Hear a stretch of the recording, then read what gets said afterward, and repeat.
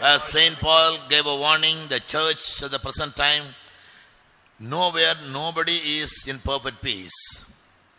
పౌలు విధముగా ఎవరు కూడా సంపూర్ణమైన నెమ్మదితో సమాధానంతో జీవించటలేదు. பரிசுத்த பவுல் எச்சரிக்கிற பிரகாரமாக இந்த நாட்களில் எந்த இடத்திலும் எந்த பகுதிகளிலும் சபையிலே எந்த ஜனங்கள் கூட சமாதானத்திலும் நிம்மதியிலும் ஜீவிப்பதில்லை. In our own church, in many places, the believers are living in a very great unsatisfied life. మన సంఘంలోనే పలు చోట్ల చూస్తున్నప్పుడు అనేక చోట్ల కూడా విశ్వాసులైన వారు పలు రకములైనటువంటి సమస్యలతో జీవించుచున్నారు. நம்முடைய சபையிலும் கூட நாம் பார்க்கும் பொழுது अनेक இடங்களிலே விசுவாசிகள் திருப்திகரமான ஒரு வாழ்க்கையை வாழ்வதில்லை. Servants of God, they live a very satisfied life in serving the system, but they fail to understand the mind and the heart of the people. దేవునికి సేవకులైన వారు మన యొక్క నియమమును మన సంఘ యొక్క పద్ధతిని సేవించుటలో వారు తృప్తి కలిగి ఉన్నారు, కానీ విశ్వాసుల యొక్క మనసును హృదయమును అర్థం చేసుకోలేకపోతున్నారు. ஊழியர்களோ நம்முடைய சபையினுடைய அமைப்புகளுக்கு நியமங்களுக்கு ஊழியம் செய்து அதிலே திருப்தியாக இருக்கிறார்களே தவிர விசுவாசிகளுடைய மனோநிலையும் அவருடைய இருதயத்தையும் அவர்கள் புரிந்து கொள்வதில்லை. The spirit of Antichrist is at work unaware in the lives of or in the churches around the world. లోకంలో ఉన్నటువంటి సంఘములన్నిటిని చూచినప్పుడు వారికి తెలియకుండానే అంత్యక్రీస్తు యొక్క ఆత్మ వారిలో క్రియ చేయుచున్నది. உலகத்தில் இருக்கிற अनेक சபைகளிலே இந்த நாட்களிலே அவர்களை அறியாமலே அந்திகிறிஸ்துவின் ஆவியானது கிரியை செய்து கொண்டிருக்கிறது. In our church also is not an exception. మన సంఘము కూడా ఎటువంటి మినహాయింపు లేదు. நம்முடைய சபை கூட எந்த விதிவிலக்கும் அல்ல. When we think we are like the Laodicean church, మనము ఒక లవోదిక సంఘము వలె కనబడుచున్నాము. நாம் லவோதிக்க சபை போல் இருக்கிறோம் என்று நினைக்கிறோம். we are living in a very lukewarm state. మనము నిలువెచ్చని స్థితిలోనే మనం జీవించుచున్నాము. நாம் ஒரு வெதுவெதுப்பான ஒரு நிலவரத்திலே வாழ்ந்து கொண்டிருக்கிறோம். Neither we are hot nor we are cold. మనము వెచ్చగానైనను చల్లగానైనను లేము. நாம் அனலாகவோ அல்லது குளிராகவோ இல்லை. We do all the traditional form of service. మనము ఆరాధన యొక్క ప్రతివిధమైన ఆచారములను పాటించుచున్నాము. పారంపర్య ప్రకారமான ఆరాధనకు அடுத்த కార్యங்களை நாம் செய்து கொண்டிருக்கிறோம். Inwardly hardly people give any due importance to the true Christian values. అంతరంగంలో హృదయాంతరంగంలో చూచినప్పుడు నిజమైన క్రైస్తవ విలువలకు ఎవరు ప్రాధాన్యతనిచ్చుటలేదు. நம்முடைய உள்ளான விதத்திலே உண்மையான கிறிஸ்தவ வாழ்க்கைக்குரியதான விலை நாம் கொடுக்காதவர்களாக இருக்கிறோம். God is looking out for some people who are very sincere, honest and very loyal to him, and they are still looking for his coming. ఎవరైతే దేవుని కొరకు నమ్మకముగాను యథార్థముగాను నిజాయితీగాను ఉంటున్నారో అటువంటి వారి కొరకు ప్రభువు వెతుకుచూ ఉన్నారు. అటువంటి వారి కొరకు ఆయన రానై ఉన్నారు. யாரெல்லாம் உண்மையாக நேர்மையாக அவருடைய வருகைக்காக எதிர்பார்த்து காத்து கொண்டிருக்கிறார்களோ அப்படிப்பட்டவர்களை தேவன் எதிர்பார்த்து கொண்டிருக்கிறார். Last Saturday the Lord very crystal clear manner told me only 3 groups of people will be found in my coming. One group, they are always focusing their eyes on my return. నా పోయిన ఆదివారం దేవుడు స్పష్టముగాను నాతో బోధించున్నారు. ప్రభు రాకడకు సిద్ధపడేవారు 3 గుంపుల వారుగా కనబడుచున్నారు. వారిలో ఒక గుంపు వారు ఎల్లప్పుడూ కూడా తమ దృష్టిని నా మీదనే నా రాక మీదనే కేంద్రీకరించబడి ఉన్నటువంటి వారై ఉన్నారు. கடந்த ஞாயிற்றுக்கிழமை தேவன் தெள்ளன் தெளிவாக என்னோடு கூட பேசினார். 3 விதமான கூட்டத்தார் மட்டுமே என்னுடைய வருகையிலே காணப்படுவார்கள். அவர்களில் முதலாவது கூட்டத்தார் எப்பொழுதும் தங்களுடைய கண்களை என்மேல் வைத்திருக்கிறவர்கள். And they will live a sinless life. వారు పాపరహితమైన జీవితమును చేసెదరు. அவர்கள் பாவமில்லாத ஒரு வாழ்க்கை வாழ்வார்கள். Even micro type of sins they will never ignore, and they will give very seriousness to it. They try their best to cleanse their lives and keep them pure. అతి సూక్ష్మమైనటువంటి చిన్న పాపములు కూడా వారు నిర్లక్ష్యము చేయకుండా వారు దేవుని యొక్క సన్నిధానంలో దాన్ని కడిగి శుద్ధీకరించుకొని వాళ్ళ జీవితమును చక్కబర్చుకొందురు. மிகவும் சின்னதான பாவத்தை கூட அவர்கள் கண்சாடையாய் விட்டுவிடாமல் அவைகளை கர்த்தருடைய சமூகத்திலே சுத்திகரித்துக் கொண்டு ஒரு தூய்மையான ஜீவியம் செய்வார்கள். Second group are those who are waiting for my return. రెండవ గుంపు వారు నా రాక కొరకు వారు ఎదురు చూచు కనిపెట్టుచున్న వారిగా కనబడుచున్నారు. இரண்டாவது கூட்டத்தார் என்னுடைய வருகைக்காக காத்து கொண்டிருக்கிறவர்கள். Yes, and they will always fulfill his perfect will. వారు ఎల్లప్పుడూ కూడా దేవుని యొక్క పరిపూర్ణమైన చిత్తమును నెరవేర్చువారై ఉన్నారు. அவர்கள் எப்பொழுதும் தேவனுடைய பூரணமான சித்தத்தை நிறைவேற்றக்கூடியவர்களாக இருப்பார்கள். They will always keep their lives ready. వారు ఎల్లప్పుడూ తమ జీవితములను సిద్ధపరచుకొనుచు ఉందురు. அவர்கள் எப்பொழுதும் தங்களுடைய வாழ்க்கையை ஆயத்தமாகவே வைத்திருப்பார்கள். And they will spend all their time in prayers and in supplications. వారు సమయమంతా కూడా ప్రార్థనల యందు విజ్ఞాపనల యందు కూడా గడుపుచున్న వారిగా ఉందురు. தங்களுடைய நேரங்கள் எல்லாவற்றையும் ஜெபத்திலும் விண்ணப்பத்திலும் அவர்கள் செலவிடுவார்கள். The third group of people are those who love me appearing. మూడో గుంపు వారెవరనగా దేవుణ్ణి పూర్ణముగా ప్రేమించు వారై ఉన్నారు. மூன்றாவது கூட்டத்தார் யார் என்று சொன்னால் என்னுடைய வருகையை நேசிக்கிறவர்கள். And they will always fight a good fight of faith. వారు ఎల్లప్పుడూ కూడా దేవుని కొరకు విశ్వాసం యొక్క మంచి పోరాటమును పోరాడుదురు. அவர்கள் எப்பொழுதும் விசுவாசத்தின் நல்ல போராட்டத்தை போராடுவார்கள். They will hold on their life to eternal life. వారు తమ జీవితమును నిత్య జీవము కొరకై సిద్ధపరచుకొందురు. அவர்கள் நித்திய ஜீவனை பற்றிக் கொள்வார்கள். They will finish their course triumphantly. వారు తమ పరుగును జయకరముగా ముగించుకొందురు. அவர்கள் தங்களுடைய ஓட்டத்தை ஜெயத்திலே முடிப்பார்கள். And they will always love me appearing. అంత మాత్రం కాకుండా నా యొక్క ప్రత్యక్షతను వారు ప్రేమించు వారిగా ఉందురు. அவர்கள் என்னுடைய பிரசன்னமாகுதலை நேசிப்பார்கள். What about your life when you compare yourself with these three groups of people for whom Jesus is going to come very soon? యేసు ప్రభు ఏ యొక్క మూడు గుంపుల వారి కొరకైతే ఆయన అతి త్వరగా రానై ఉన్నారో వారితో నీ జీవితమును పోల్చుకొనినప్పుడు నీ జీవితము ఎలాగున్నది? கர்த்தராகிய இயேசு எந்த மூன்று கூட்டத்திற்காக வரப்போகிறாரோ அவர்களோடு உன்னை ஒப்பிட்டு பார்க்கும்போது நிலவரம் எப்படி இருக்கிறது? Pray, everybody pray. అందరూ ప్రార్థించుదాము. நாம் எல்லாரும் ஜெபிப்போமாக. Lord, let me always focus my eyes on your coming. దేవా నీకు రాక మీద నా దృష్టిని కేంద్రీకరించనివ్వుడి. కర్తావే ఎప్పుడు என்னுடைய கண்களை உம்மேலே பதிய வைக்க எனக்கு உதவி செய்யும். Help me live a sinless life. ఒక పాపరహితమైన జీవితము చేయుటకు సహాయము చేయుము. పాపమற்றதான ஒரு ஜீவியம் ஜீவிக்க எனக்கு உதவி செய்யும். Let me wait only for your return. నీకు రాక కొరకే నేను కనిపెట్టుకొనివానిగా నన్ను మార్చుము. உம்முடைய வருகைக்காக மட்டுமே காத்திருக்கிறவனாய் நீர் என்னை மாற்றும். They that wait upon the Lord shall renew their strength. దేవుని కొరకు కనిపెట్టువారు తమ బలమును నూతనపరచుకొందురు. கர்த்தருக்காக காத்திருக்கிறவர்கள் தங்களுடைய பலனை புதுப்பித்துக் கொள்வார்கள். And they will always spend time in prayers and supplications. వారు ప్రార్థనల యందు విజ్ఞాపనల యందు తమ సమయమును గడిపెదరు. அவர்கள் ஜெபத்திலும் விண்ணப்பங்களிலும் தங்களுடைய காலத்தை செலவழிப்பார்கள். And the third group, they are those who love Jesus appearing. మూడో గుంపు వారు యేసు యొక్క రాకను ప్రేమించు వారిగా కనబడుచున్నారు. மூன்றாவது கூட்டத்தார் கர்த்தராகிய இயேசுவின் வருகையை நேசிப்பார்கள். Abakaram shalakar, praise you God. 2 days back when I just went to my bed. ఇది మందు కూడా నేను పడకకు వెళ్ళినటువంటి సమయములో 2 నాలుగు మున్బాగ நான் என் படுக்கைக்கு போனேன். 2 దినములకు ముందుగా within 15 minutes I experienced something very unique. 15 నిమిషములలోనే ఒక ప్రత్యేకతను నేను అనుభవించి ఉన్నాను. ஒரு 15 நிமிடங்களுக்கு ஒரு தனித்துவமான ஏதோ ஒரு காரியத்தை நான் உணர்ந்தேன். I was doing some studies about the second coming of Christ. ప్రభు యొక్క రెండవ రాకను గురించినటువంటి కొన్ని అధ్యాయములను నేను చేయించి ఉండి ఉన్నాను. கர்த்தராகிய இயேசுவுடைய இரண்டாம் வருகை குறித்ததான சில காரியங்களை நான் படித்துக் கொண்டிருந்தேன். Then I went to bed. ఆ తర్వాత నేను పడుకుంటకు వెళ్ళి ఉన్నాను. அதுக்கு பின்பாக நான் படுக்கைக்கு போனேன். Within 15 minutes I felt some power came and quick in my body. 15 నిమిషములలోగా ఏదో ఒక శక్తి వచ్చి నన్ను జీవింప చేసినట్లుగా నేను గ్రహించగలిగి ఉన్నాను. ஒரு 15 நிமிடங்களுக்கு ஏதோ ஒரு வல்லமை வந்து என்னை உயிர்ப்பித்ததை போல நான் உணர்ந்தேன். Very clearly I felt that some kind of transformation is taking place. స్పష్టంగా నేను గ్రహించగలిగినది ఏమనగా ఏదో ఒక రూపాంతర క్రియ నాలో జరుగుచున్నట్లుగా నేను అనుభవించితిని. தெளிவாக நான் உணர்ந்த விஷயம் என்னவென்று சொன்னால் ஏதோ ஒரு புதிதாக கூடிதான ஒரு அனுபவத்தை நான் உணர்ந்தேன். Some kind of transformation, something is transforming me. ఏదో ఒక మార్పు ఏదో ఒక రూపాంతరము నాలో జరుగుచున్నట్లుగా అనుభవించితిని. ఏదో ஒரு மறுரூபமாகுதல் எனக்குள்ளாக நடந்ததை போன்று நான் உணர்ந்தேன். 100% I was very certain that the Lord has come. 100% నేను చాలా నిశ్చయించుకొని ఉన్నాను ఏమంటే ప్రభు వచ్చేసి ఉన్నారేమోనని. 100% கர்த்தர் வந்து விட்டாரோ என்பதை நான் உணர்ந்தேன். I thought I must go out of my room and see other workers whether they are all here in the faith home or they have been taken up. నేను బయటికి వెళ్ళి నేను చూడాలనుకొని ఉన్నాను మిగిలినటువంటి సేవకులు ఉన్నారా ఎత్తపడి ఉన్నారా అని చెప్పి నేను అనుకొని ఉన్నాను. வெளியே போய் மற்ற ஊழியக்காரர்கள் இருக்கிறார்களா எடுத்துக்கொள்ளப்பட்டார்களா என்று பார்க்கும்படி நினைத்தேன். I thought I should come out, but அப்படி நினைத்து நான் வெளியே வந்தேன். The scene was so serious and it continued that I couldn't get up and come out. నేను అలాగన బయటికి లేచి వెళ్ళి చూద్దాం అనుకొని ఉన్నాను కానీ ఆ దృశ్యము ఎంత ప్రాముఖ్యంగా ఉన్నదంటే నేను బయటికి లేచి వెళ్ళలేకపోయి ఉన్నాను. அந்த தரிசனம் எப்படி இருந்தது என்று சொன்னா வெளியே வந்து பார்க்க வேண்டும் நினைத்தாலும் கூட முடியவில்லை. அந்த அளவுக்கு அது அப்படி இருந்தது. The next chapter was God showed me what was going on in the world.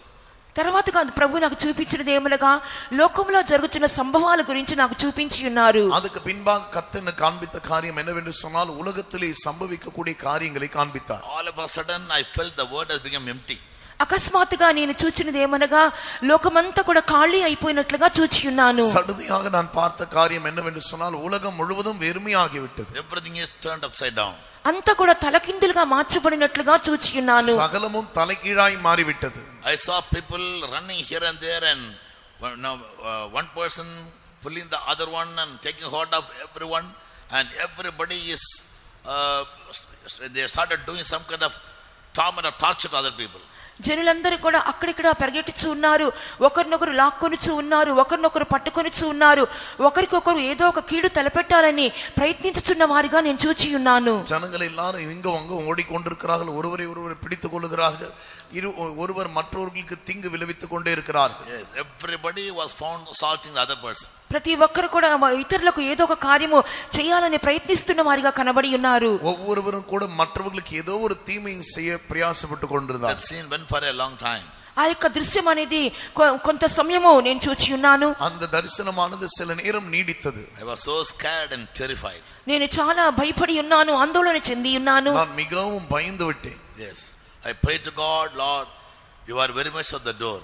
నేను దేవునికి ప్రార్థన చేసి ఉన్నాను, అవును ప్రభువా నువ్వు చాలా సమీపముగా వాకిటనే నిలిచి ఉన్నావని చెప్పి నేను అని ఉన్నాను. நான் கர்த்தரை நோக்கி சொன்னேன், கர்த்தாவே நிச்சயமாய் நீர் வாசல் அருகே வந்துவிட்டி. When I saw the people in a big chaos and everyone assaulting another person, thinking that the Lord has already come, I found myself making telephone calls to many of the dear ones. నిజంగా దేవుడు వచ్చేసి ఉన్నారని చెప్పి గ్రహించగలిగి ఉన్నాను. ఎందువలంటే జనులు ఆ విధంగా అటు ఇటు పరిగెట్టుచు ఇతరులకు కీడు చేయాలని ప్రయత్నిస్తూ ఉన్నారు. నేను ఫోన్ చేసి అందరికీ నేను ఆ యొక్క విషయము నేను తెలియచేయాలి, నేను తెలుసుకోవాలని చెప్పి ఫోన్ చేయడానికి ప్రయత్నించుచున్న వాడిగా కనబడి ఉన్నాను. நிச்சயமாகவே கர்த்தர் வந்து விட்டார் போலும் இங்கும் அங்கும் ஜனங்கள் ஒரு பெரும் குழப்பத்திலே ஓடி மற்றவர்களுக்கு தீங்கு செய்து கொண்டிருக்கிறார்கள். நமக்கு பிரியமானவர்களுக்கு ஃபோன் பண்ணி கேட்கலாம் என்று நினைத்தேன். I kept phoning to some people. నేను కొంతమందికి కూడా నేను ఫోన్ చేసి నేను అడుగుచూ ఉన్నాను. சில பேருக்கு ஃபோன் பண்ணி கூட நான் கேட்டேன், whether they are still on the earth or they are taken up. వారు ఇంకా భూమి మీదే ఉన్నారా లేనట్లయితే కొనిపోబడి ఉన్నారా అని. அவங்க இன்னும் பூமியின் மேலே இருக்கிறார்களா அல்லது எடுத்துக்கொள்ளப்பட்டு விட்டார்களா என்று. They all said we are on the earth only. వారందరూ చెప్పి ఉన్నారు మేము ఇంకా ఈ భూమి మీదనే ఉన్నాము అని చెప్పి ఉన్నారు. அவர்கள் எல்லாரும் சொன்னாங்க இன்னும் நாங்கள் பூமியின் மேலே தான் இருக்கிறோம் என்றார்கள். That made me more fearful. అది ఇంకనూ నాకు భయమును కలగచేసి ఉన్నది. அது இன்னும் எனக்கு அதிக பயத்தை உண்டாக்கி விட்டது. Why none of these good people were not taken up? ఇందువలన ఇటువంటి మంచి వారందరూ కూడా కొనిపోబడలేదు అనుకొని ఉన్నాను. ஏன் இந்த நல்ல ஜனங்கள் எல்லாம் எடுத்துக்கொள்ளப்படவில்லை என்று நினைத்தேன். They were all good people. వారందరూ కూడా మంచి వారై ఉన్నారు, Spiritual people. ఆత్మీయులై ఉన్నారు. அவர்கள் ஆவிக்குரியவர்கள் நல்ல ஜனங்கள். Yes, when I came to my consciousness I asked God. నేను స్పృహలోనికి వచ్చిన తర్వాత దేవుని అడిగి ఉన్నాను. என்னுடைய கான்ஷியஸ்க்கு வந்தபோது நான் தேவனை கேட்டேன். The Lord said, I have not come, but this is going to take place at the earliest possible time. దేవుడు చెప్పి ఉన్నారు, నేను ఇంకనూ రాలేదు, కానీ అతి సమీపంలోనే త్వరలోనే ఇట్టి కార్యములు సంభవించునయున్నవి. கர்த்தர் சொன்னார், நான் இன்னும் வரவில்லை, ஆனால் இவைகள் எல்லாம் அதி சீக்கிரத்திலே சம்பவிக்க போகக்கூடிய காரியங்கள் என்றார். Yes. And that's from that moment I am so scared. ఆ క్షణం మొదలుకొని నేను చాలా భయపడి ఉన్నాను. அந்த நேரத்திலிருந்து நான் மிகவும் பயப்படுகிறேன். I felt I should go and inform everybody in the world. నేను వెళ్ళి సర్వలోకమునకు కూడా ఈ మాటలు చెప్పాలని చెప్పి అనిపించి ఉన్నది. நான் போய் முழு உலகத்திற்கும் கூட இந்த வார்த்தையை சொல்ல வேண்டும் என்று எனக்கு தோன்றியது. Many places in the world the Lord has been dealing with many people. అనేక స్థలములలో జనులతో దేవుడు అనేక రకములుగా వారిని సంధించుచున్నారు. అనేక இடங்களிலே கர்த்தர் அநேகர் மூலமாக இடைப்பட்டு கொண்டிருக்கிறார். Many nations people see Jesus appearing to them. అనేక మంది దేశాల్లో చూచినప్పుడు యేసు ప్రభు ప్రత్యక్షమవుట జనులు చూచుచున్నారు. అనేక దేశங்களிலே యేసు క్రీస్తు ప్రత్యక్షమాகிறதை பார்க்கிறார்கள். Yes, but the world says within 5 days or 10 days Jesus will come. అయితే ప్రపంచమంతా చాటించుతున్నది ఏమనగా 5 రోజుల్లోగా 10 రోజుల లోపు యేసు ప్రభు వచ్చేదరేమో అని. ஆனால் உலகம் என்ன சொல்கிறது என்றால் இன்னும் 5-10 நாட்களுக்குள்ளாக இயேசு வந்து விடுவார். Anyway, we can't predict the time, but we have got to be very cautious. అయితే మన సమయమును మనం గుర్తుపట్టలేము, గ్రహించలేము, కానీ మనం అతి జాగ్రత్త కలవారిగానే ఉండవలేను. அவர் வருகிற நேரத்தை நம்மால் சொல்ல முடியாது, ஆனால் நாம் முன்னெச்சரிக்கையாகவே ஜீவிக்க வேண்டும். Let's all with a precaution make a covenant with God. అవునా, గొప్ప జాగ్రత్తతోనే మనమందరం కూడా దేవునితో ఒక నిబంధనను చేసేదేమో. ஒரு முன்னெச்சரிக்கையாக நாம் தேவனோடு கூட ஒரு நிபந்தனை செய்வோமா? Lord, as never before, I want to come closer and closer and closer to you. దేవా, ముందెన్నడూ లేని విధముగా నీకు సమీపముగా సన్నిహితముగా రావాలని వాంఛించుచున్నాను. கர்த்தாவே, இதற்கு முன் ஒருபோதும் இருந்திராத அளவிற்கு நான் இன்னும் உமக்கு சமீபமாய் வர விரும்புகிறேன். Though I am going around doing some physical works, my spirit is always connected with Christ. దేవా, నేను శరీర ప్రకారమైన కార్యములు చేసుకుంటూ నేను తిరుగుతూ ఉంటున్నప్పటికీ నేను ఆత్మ ప్రభువా నా క్రీస్తుతోనే ఐక్యపడి ఉన్నది. நான் சரீர பிரகாரமானது வேலைகள் எல்லாம் செய்து கொண்டிருந்தாலும் என்னுடைய ஆவியானது கிறிஸ்துவோடு கூட இணைந்தே இருக்கிறது. Every moment I study about the current events in the world. అందువల్లనే ప్రతి క్షణము నేను లోకములో సంభవిస్తున్నటువంటి ప్రస్తుత కార్యములన్నీ కూడా నేను చూచుచూ ఉన్నాను. ஆனபடியால் உலகத்திலே தற்காலத்திலே சம்பவித்துக் கொண்டிருக்கிற எல்லா நிகழ்வுகளையும் நான் படித்துக் கொண்டிருக்கிறேன். God may revive and stir up our church. Graciously come, let's all earnestly pray. దేవుడు తన కృప చొప్పున మన సంఘమతిని జీవింప చేయవలెను, ప్రజ్వలింప చేయవలెను. దాని కొరకే మనం పోరాడి ప్రార్థించదము. தேவன் தம்முடைய கிருபையினால் நம்முடைய சபையை எழுப்புதலடை செய்ய வேண்டும், உயிர்ப்பிக்கும்படியாய் நாம் போராடி ஜெபம் பண்ணுவோம். Hallelujah. Turn our Bibles to Matthew chapter 24 verse 7, 8 and 9. మత్తయి సువార్త 24వ అధ్యాయము 7, 8, 9 వాక్యములకు మన బైబిల్ గ్రంథమును తిప్పుకొనిదము. మత్తయి సువిశేషం 24వ అధికారం 7, 8, 9 వచనங்களுக்கு நம்முடைய வேதத்தை நாம் திருப்பிக் கொள்வோம். జనము మీదికి జనమును, రాజ్యము మీదికి రాజ్యమును లేచును, అక్కడక్కడ కరువులను భూకంపములను కలుగును. ఇవన్నీ వేదనలకు ప్రారంభము. అప్పుడు జనులు మిమ్మును శ్రమల పాలు చేసి చంపెదరు. మీరు నా నామము నిమిత్తము సకల జనముల చేత ద్వేషింపబడుదురు.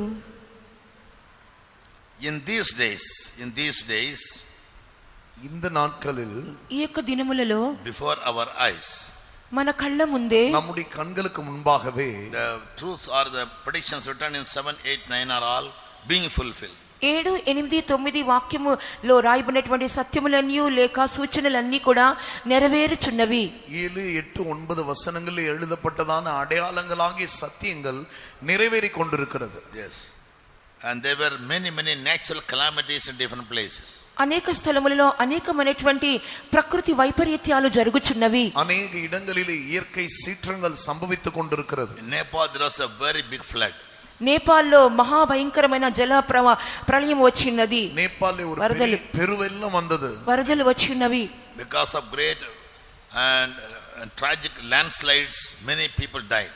ఆ యొక్క అనేకమైన చోట్ల కూడా ఈ యొక్క వరదల మూలముగా పైనటువంటి భూమి చర్యలు భూభాగములు కిందకి జారి పడిపోయినవి. இது நிமித்தமாக అనేక நிலச்சரிவுகள் நடந்து அநேகர் மரித்திருக்கிறார்கள். Punjab recently there was a big flood.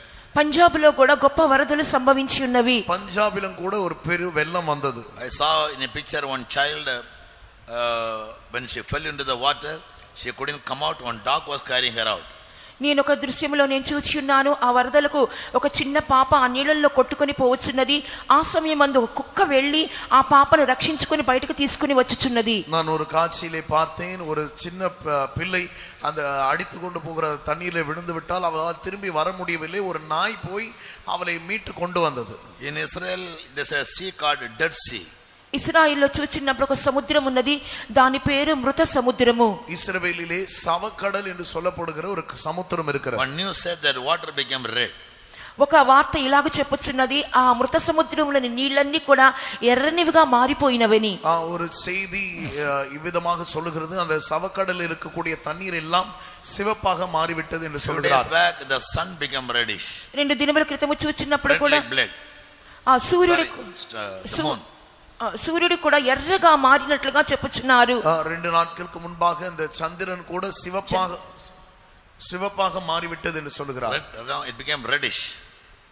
ఎర్రగా చంద్రుడు కూడా ఎర్రగా మారిపోయి ఉన్నాడు. అది సివப்பாக మారివిட்டது. It never happens often. అది తరచుగా సంభవించే కార్యము కాదు. அது அடிக்கடி அப்படி நடக்கக்கூடியதான ஒரு காரியம் அல்ல.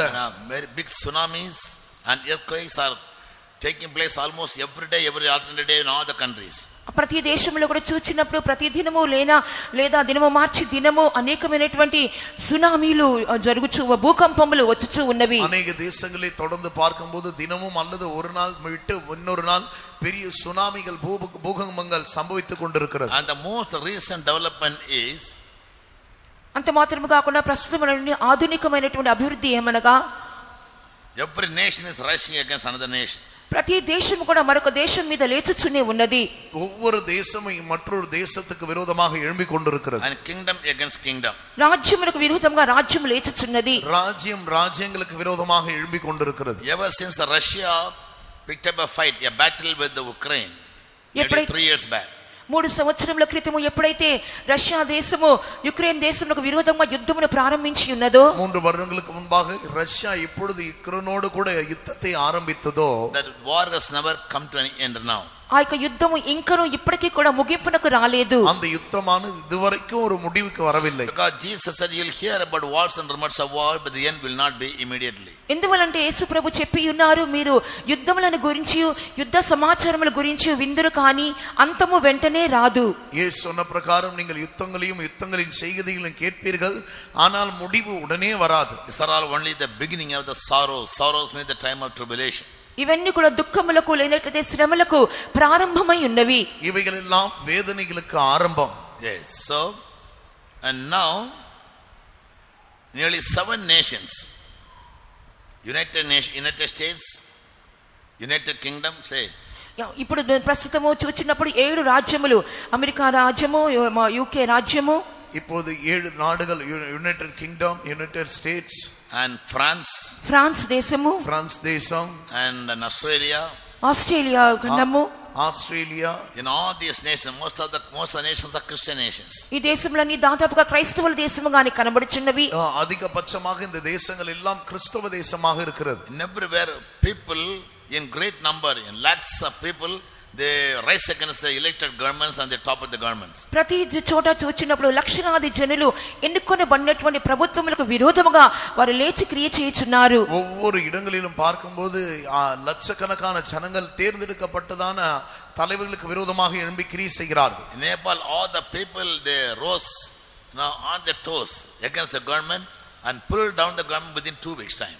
నేపాల్లోని జనులందరూ కూడా ప్రభుత్వములకు విరోధంగా లేచున్నారు.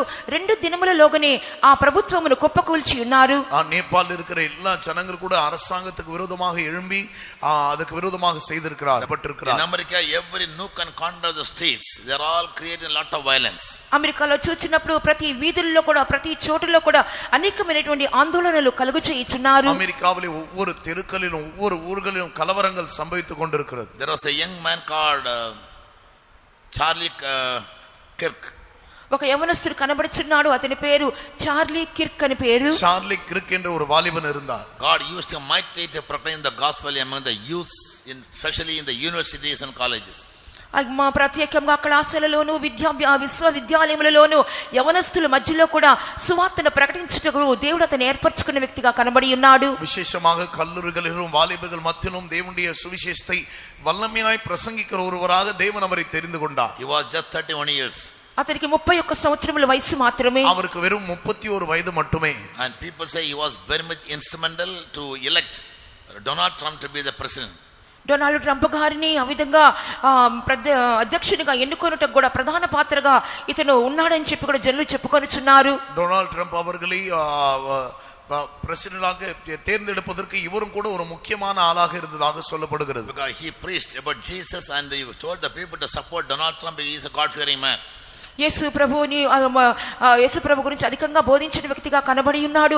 డొనాల్డ్ ట్రంప్ గారిని ఎన్నుకోవాలి, ఎందుకంటే అతను దేవుని యందు భయభక్తులు కలవాడు కాబట్టి అతన్ని ఎన్నుకోవాలని కూడా చెప్పిన వ్యక్తిగా కనబడి ఉన్నాడు. యేసు క్రీస్తుவை குறித்து அதிகமாக பிரசங்கித்த ஒருவராக இருக்கிறார். அது மட்டுமல்ல, டொனால்ட் ட்ரம்ப் கர்த்தருக்கு பயப்படுகிறார், ஆனபடியால் அவரை தேர்ந்தெடுக்க வேண்டும் என்று அவர் அதிகமாக வலியுறுத்தினார். When Trump was elected, he told the whole citizens of America that everybody must attend churches.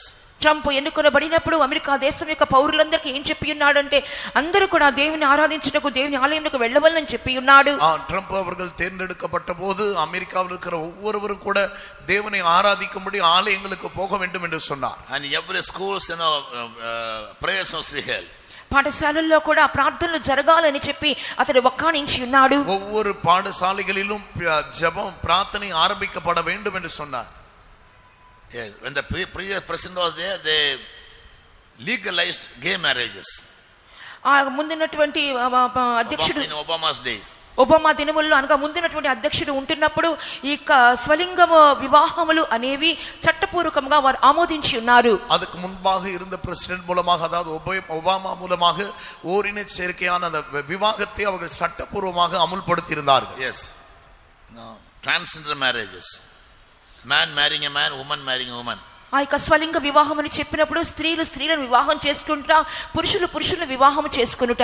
ஓரின விவாகம், அதாவது ஆண் ஆணையும் பெண் பெண்ணையும் விவாகம் செய்து கொள்வது. So it was legalized in America. అది అమెరికా దేశంలో చట్టపూర్వకంగా ఆమోదించబడినది. அது అమెరికా దేశத்திலே சட்டపூர்வமாக அமுல்ல இருந்தது. Trump revoked it. అది కూడా క్రియ చేసి ఉన్నది. ట్రంప్ அதை மாற்றி விட்டார். ట్రంప్ దాన్ని మార్చి ఉన్నాడు. And this man, Charlie Kirk was very instrumental for that. ఈ చార్లీ కిర్క్ అనే వ్యక్తి కూడా ఈ విషయంలో చాలా గట్టిగా అతడు బోధించిన వ్యక్తిగా కనబడి ఉన్నాడు. చార్లీ కిర్క్ என்ற இந்த நபர் அதற்கு ஒரு கருவியாக இருந்தார். He was creating awareness in the minds of the young people. యవనస్తుల యొక్క మనసుల్లో ఒక అప్రమత్తను కలుగు చేసిన వ్యక్తిగా ఉండి ఉన్నాడు. వాలిబர்கள் మధ్యలో ஒரு ఎచ్చరిపై அவர் உண்டாக்கக்கூடியவராக இருந்தார். He spoke against gay marriages, స్వలింగ వివాహములకు and abortions. స్వలింగ వివాహంలో విరుద్ధంగా మాట్లాడి ఉన్నారు, మరియు ఆ యొక్క పిండమును నిరోధించడానికి విరోధంగా మాట్లాడి ఉన్నాడు. ఓరిన వివాహத்திற்கும் கருக்கலைப்புக்கும் விரோதமாக அவர் பேசினார். He was very conservative. Conservative means don't change unwanted rules and bring unwanted rules. కార్యములను మార్చివేసి అనవసరమైనటువంటి నియమములను తీసుకురావద్దు అని చెప్పే విషయంలో గట్టిగా మాట్లాడి ఉన్నాడు. சட்டங்களை மாற்றி வேறொரு சட்டங்களை கொண்டு வரக்கூடாது என்பதில் அவருக்கு திட்டமாக இருந்தார். And recently in one university he was preaching. ఈ మధ్య కాలంలో ఒక విశ్వవిద్యాలయంలో అతను మాట్లాడుచూ ఉండెను. సమీపத்திலே ஒரு యూనివర్సిటీలో அவர் பேசிக் கொண்டிருந்தார். Lakhs of people gathered there. లక్షలాది జనులు అక్కడ సమకూడిది. లక్షకణకాన జనங்கள் அங்கே கூடி இருந்தார்கள். One young boy of just 22 years old, he shot him to death. ఒక యవనస్తుడైన వాడు 22 సంవత్సరములటువంటి చిన్న వయసు అతన్ని తుపాకీతో కాల్చి చంపి ఉన్నాడు. 22 వయదుள்ள ஒரு வாலிபன் அவரை சாகும்படியாக சுட்டு விட்டான். Yes, and whole America and all over the world people are so moved by his death news. America దేశము మాత్రమే కాకుండా సర్వ ప్రపంచము కూడా అతని మరణ వార్తను విని ఎంతగానో కలవరపడి ఉన్నారు. అమెరికా దేశం மட்டுமல்ல, முழு உலகத்திலும் अनेक தேசங்கள் அவருடைய மரணத்தை கேட்டு கலங்கி இருக்கிறார்கள். Donald Trump couldn't tolerate and he said I'll put him to death. Donald Trump ఏమాత్రము సహించుకోలేకపోతున్నాడు. ఆ వ్యక్తిని తప్పకుండా నేను మరణమును శిక్ష విధిస్తానని చెప్పుచున్నాడు. డొనాల్డ్ ట్రంప్ அதை சகிக்க முடியாம எப்படி ஆகிலும் அந்த அவனை நான் மரண தண்டனை அவனுக்கு விதிப்பேன் என்று சொல்கிறார். So the world is changing. ఇలాగున ప్రపంచమంతా మారిపోవచ్చున్నది. ఉలగమానది మారికొండిరుக்கிறது சொல்கிறார். Third nation is France. మూడవ దేశం ఏమనగా ఫ్రాన్స్ దేశము. మూడవ దేశం என்னவென்று சொன்னார் ఫ్రాన్స్ దేశం. Since the recent time France was in perfect peace. ఇంత ఈ సమీప కాలము వరకు కూడా ఫ్రాన్స్ దేశము సంపూర్ణమైన సమాధానముతో ఉండి ఉన్నది. இன்னொரு காலத்தில் பிரான்ஸ் தேசம் ஒரு பரிபூர்ணமான சமாதானத்தில் இருந்தது. This month on 24th, ఈ యొక్క నెల 24వ இந்த மாதம் 24ஆம் தேதி all the Arabian nations are all going to come together for a conference. అరబీ దేశంలో ఉన్నటువంటి నాయకులందరూ కూడా వాళ్ళు ఒక సమావేశమునకు రావాలని చెప్పి అనుకొనిచు ఉండి ఉన్నారు. அரபி தேசத்தில் இருக்கிற தேசம் எல்லாம் சேர்ந்து கொண்டு அவர்களோடு சம்பாஷிக்கும்படியாய் வருகிறார். Because they want to make an appeal to the UN that Israel must be prevented from fighting or capturing the neighboring states. Israel దేశము చుట్టుపక్కల పొరుగు దేశములకు విరోధంగా యుద్ధము చేసి వాటిని ఆక్రమించుకొనకుండా నిమిత్తము ఐక్యరాజ్య సమితి వారికి ఒక నివేదన పెట్టాలని చెప్పి వాళ్ళు తీర్మానం చేసుకుని ఉన్నారు. இஸ்ரவேல் தேசமான தன்னை சுற்றி இருக்கிறதான தேசங்களோடு யுத்தம் செய்து அவைகளை கைப்பற்றிக் கொள்கிறது நிமித்தமாக ஐநா சபையிலே அதை குறித்து பேச வேண்டும் என்று நினைக்கிறார்கள். The premier of France, he joined hands with the Saudi Arabia king and they are protesting against Israel. France దేశపు నాయకుడు ఆ యొక్క సౌదీ అరేబియా నాయకుడితో చేతులు కలిపి ఈ యొక్క ఇశ్రాయేలుకు విరోధంగా వారు గొడవలు చేసుకోవాలని చెప్పి ప్రయత్నించుచున్నారు. பிரான்ஸ் தேசத்தினுடைய தலைவர் இந்த அரேபிய தேசத்தினுடைய தலைவரோடு சேர்ந்து கொண்டு இஸ்ரவேலுக்கு விரோதமாக கிரியை செய்ய வேண்டும் என்று நினைக்கிறார்கள். 143 nations of 193 nations, we were all members of the United Nations. They are all joined hands against Israel. 193 దేశములు మొత్తం కనబడుచున్నవి. వాటిలో 143 దేశములు ఐక్యరాజ్య సమితిలో వాళ్ళు ఇశ్రాయేలుకు విరోధంగా యుద్ధము చేయాలని చెప్పి వారు సమకూడి ఉన్నారు. இருக்கிறதான 193 தேசங்களிலே மொத்தம் 143 தேசங்கள் இஸ்ரவேலுக்கு விரோதமாக ஐக்கிய சபையிலே சேர்ந்து கொண்டு அவர்களுக்கு விரோதமாக யுத்தம் செய்ய வேண்டும் என்று இருக்கிறார்கள். They are going to pass a bill to warn Israel that is Jerusalem there must be divided into two parts, and one part must be given to the Palestinians and the other for Israel. యెరూషలేము అనేది రెండుగా విభజించబడవలెను. ఒకటి పాలస్తీనులకు మరొకటి ఇశ్రాయేలుకు చెందాలని చెప్పి అటువంటి కార్యమును ఆమోదించాలని చెప్పి వారు చెప్పాలని చెప్పి ప్రయత్నించుచున్నారు. యెరూషలేமை రెండాக பிரித்து ஒரு பகுதி பாலஸ்தீனருக்கும் ஒரு பகுதி இஸ்ரவேலருக்கும் கொடுக்க வேண்டும் என்று சொல்லி ஒரு சட்டத்தை அமுல்படுத்த அவர்கள் பிரயாசப்படுகிறார்கள். Together with England, France was always supporting Israel, but this time they suddenly changed. England దేశముతో పాటు ఫ్రాన్స్ దేశము కూడా ఇశ్రాయేలుకు మద్దతుగా ఉండి ఉన్నారు. కానీ ఈ సందర్భంలో ఫ్రాన్స్ దేశము వేరైపోయి ఉన్నది. ఇంగ్లాండ్ దేశத்தோடு கூட சேர்ந்து கொண்டு பிரான்சும் கூட இஸ்ரவேலருக்கு சப்போர்ட்டாக இருந்தார்கள். ஆனால் இப்பொழுது பிரான்ஸ் தேசம் அவர்களுக்கு எதிராக மாறிவிட்டார். Yes, and now they are against Israel. ఇప్పుడు వారు ఇశ్రాయేలుకు విరోధంగా మారిపోయి ఉన్నారు. இப்பொழுது அவர்கள் இஸ்ரவேலுக்கு எதிராக மாறிவிட்டார். The moment the premier of France made this proclamation, ఎప్పుడైతే ఇక ఫ్రాన్స్ దేశ అధ్యక్షుడు ఇటువంటి ఒక కార్యమును ప్రకటించి ఉన్నాడో, எப்பொழுது பிரான்ஸ் தேசத்தின் அதிபர் இப்படிப்பட்ட ஒரு காரியத்தை அறிவித்தாரோ, in his own country people turned against him. తన స్వంత దేశపు జనులే తనకు విరోధంగా మారిపోయి ఉన్నారు. அவருடைய சொந்த தேசத்தின் ஜனங்களே அவருக்கு விரோதமாக மாறிவிட்டார். Now the entire nation France is in a very big chaos. Anytime anything can happen. ఇప్పుడు సర్వ ఫ్రాన్స్ దేశము కూడా భయంకరమైన కల్లోలములో నింపబడి ఉన్నది. ఏ క్షణమైనా ఏమైనా సంభవించవచ్చును. இப்பொழுது முழு பிரான்ஸ் தேசமும் கூட ஒரு பெரிய குழப்பத்தில் கலவரத்தில் இருக்கிறது. எப்பொழுது எது வேண்டுமானாலும் சம்பவிக்கலாம். On 24th something very unexpected or dangerous could take place. ఈ నెల 24వ తారీఖున తప్పకుండా ఏదైనా అనుకోనటువంటి కార్యమో నిశ్చయంగా సంభవించవచ్చును. இந்த மாதம் 24ஆம் தேதி ஏதோ தவறாமல் எதிர்பார்க்காத சில காரியங்கள் சம்பவிக்க கூடும். Because Israel will do some, before they pass this bill, Israel will have to do something to save Jerusalem. ఈ యొక్క బిల్లు వెలువడించుటకు ముందుగానే ఇశ్రాయేలు వాడు ఏదైనా ఒక కార్యము చేసి ఈ బిల్లు అనేది వెలువడించకుండా యెరూషలేమును కాపాడుకునే నిమిత్తము ఇశ్రాయేలు వారు ఏదైనా ఒక కార్యము తప్పగా చేసేదరు. இந்த சட்டம் அமுல்படுத்தப்படுவதற்கு முன்பாக தங்களுடைய எருசலேமை காத்துக்கொள்ளும்படியாக இஸ்ரவேலர்கள் ஏதோ ஒரு காரியத்தை கட்டாயமாய் செய்தாகவே வேண்டும். Now 7 nations at the moment they are all fighting against Israel. ఇప్పుడు ప్రస్తుతం చూస్తున్నప్పుడు 7 దేశముల వారు ఇశ్రాయేలుకు విరోధముగా యుద్ధం ఆడుచున్నారు. இப்பொழுது பார்க்கும்போது தற்காலத்திலே 7 தேசங்கள் இஸ்ரவேலுக்கு விரோதமாக யுத்தம் செய்து கொண்டிருக்கிறார்கள். Since the recent year 3500 churches have been demolished. ఈ మధ్య కాలంలో చూచినప్పుడు దాదాపు 3500 చర్చిలు వాళ్ళు కూలగొట్టి ఉన్నారు. இந்த சமீப காலங்களிலே பார்க்கும்போது 3500 சபைகளை அவர்கள் இடித்திருக்கிறார்கள். Churches were demolished. చర్చిలన్నీ పడగొట్టి ఉన్నారు. சபைகள் உடைக்கப்பட்டிருக்கு. Some churches have been converted into mosques. కొన్ని చర్చిలన్నీ కూడా మసీదులుగా మార్చి ఉన్నారు. சில சபைகள் மசூதிகளாக மாற்றப்பட்டிருக்கிறது. And some churches have been converted into malls. కొన్ని చర్చిలన్నీ కూడా వ్యాపార స్థలములుగా మార్చి ఉన్నారు. சில சபைகள் வியாபார ஸ்தலங்களாக மாற்றப்பட்டிருக்கிறது. Even the very British citizen Christians, they never come to church. ఆ యొక్క బ్రిటిష్ యొక్క పౌరులు వారు క్రైస్తవులు అయినప్పటికీ కూడా చర్చిలకు హాజరు కారు.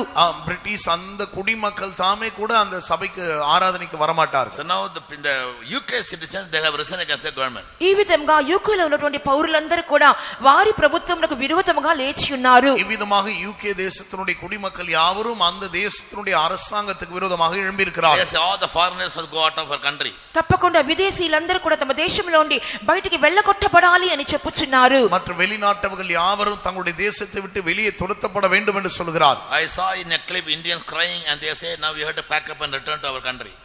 ఇండియా దేశంలో భారతీయులందరూ కూడా వారు ఏడుచు చూస్తున్నాం, మేము మా వస్తువులన్నీ సర్దుకొని మా స్వదేశంలోకి వెళ్ళిపోవాలని చెప్పి వారు చెప్పుచున్నట్లుగా చూస్తున్నాను. இந்தியர்கள் யாவரும் அழுது கொண்டு எங்களுடைய பொருட்களை எல்லாம் நாங்கள் எடுத்துக்கொண்டு எங்களுடைய சொந்த தேசத்துக்கு போக வேண்டும் என்று சொல்லுகிற காட்சியை பார்த்தேன். UK citizens say our religion is destroyed. UK our culture is destroyed. UK పౌరులందరూ చెప్పుచున్నారు మా యొక్క మతము కానీ మా సంస్కృతి కానీ అంతయు కూడా పాడైపోయింది అని చెప్పుచున్నారు. யூகே குடிமக்கள் சொல்கிறார்கள் எங்களுடைய மதமும் எங்களுடைய சடங்காச்சாரங்கள் எல்லாம் பாழாகி விட்டது என்று சொல்கிறார்கள். Outsiders come and they get employment and they are becoming very very rich.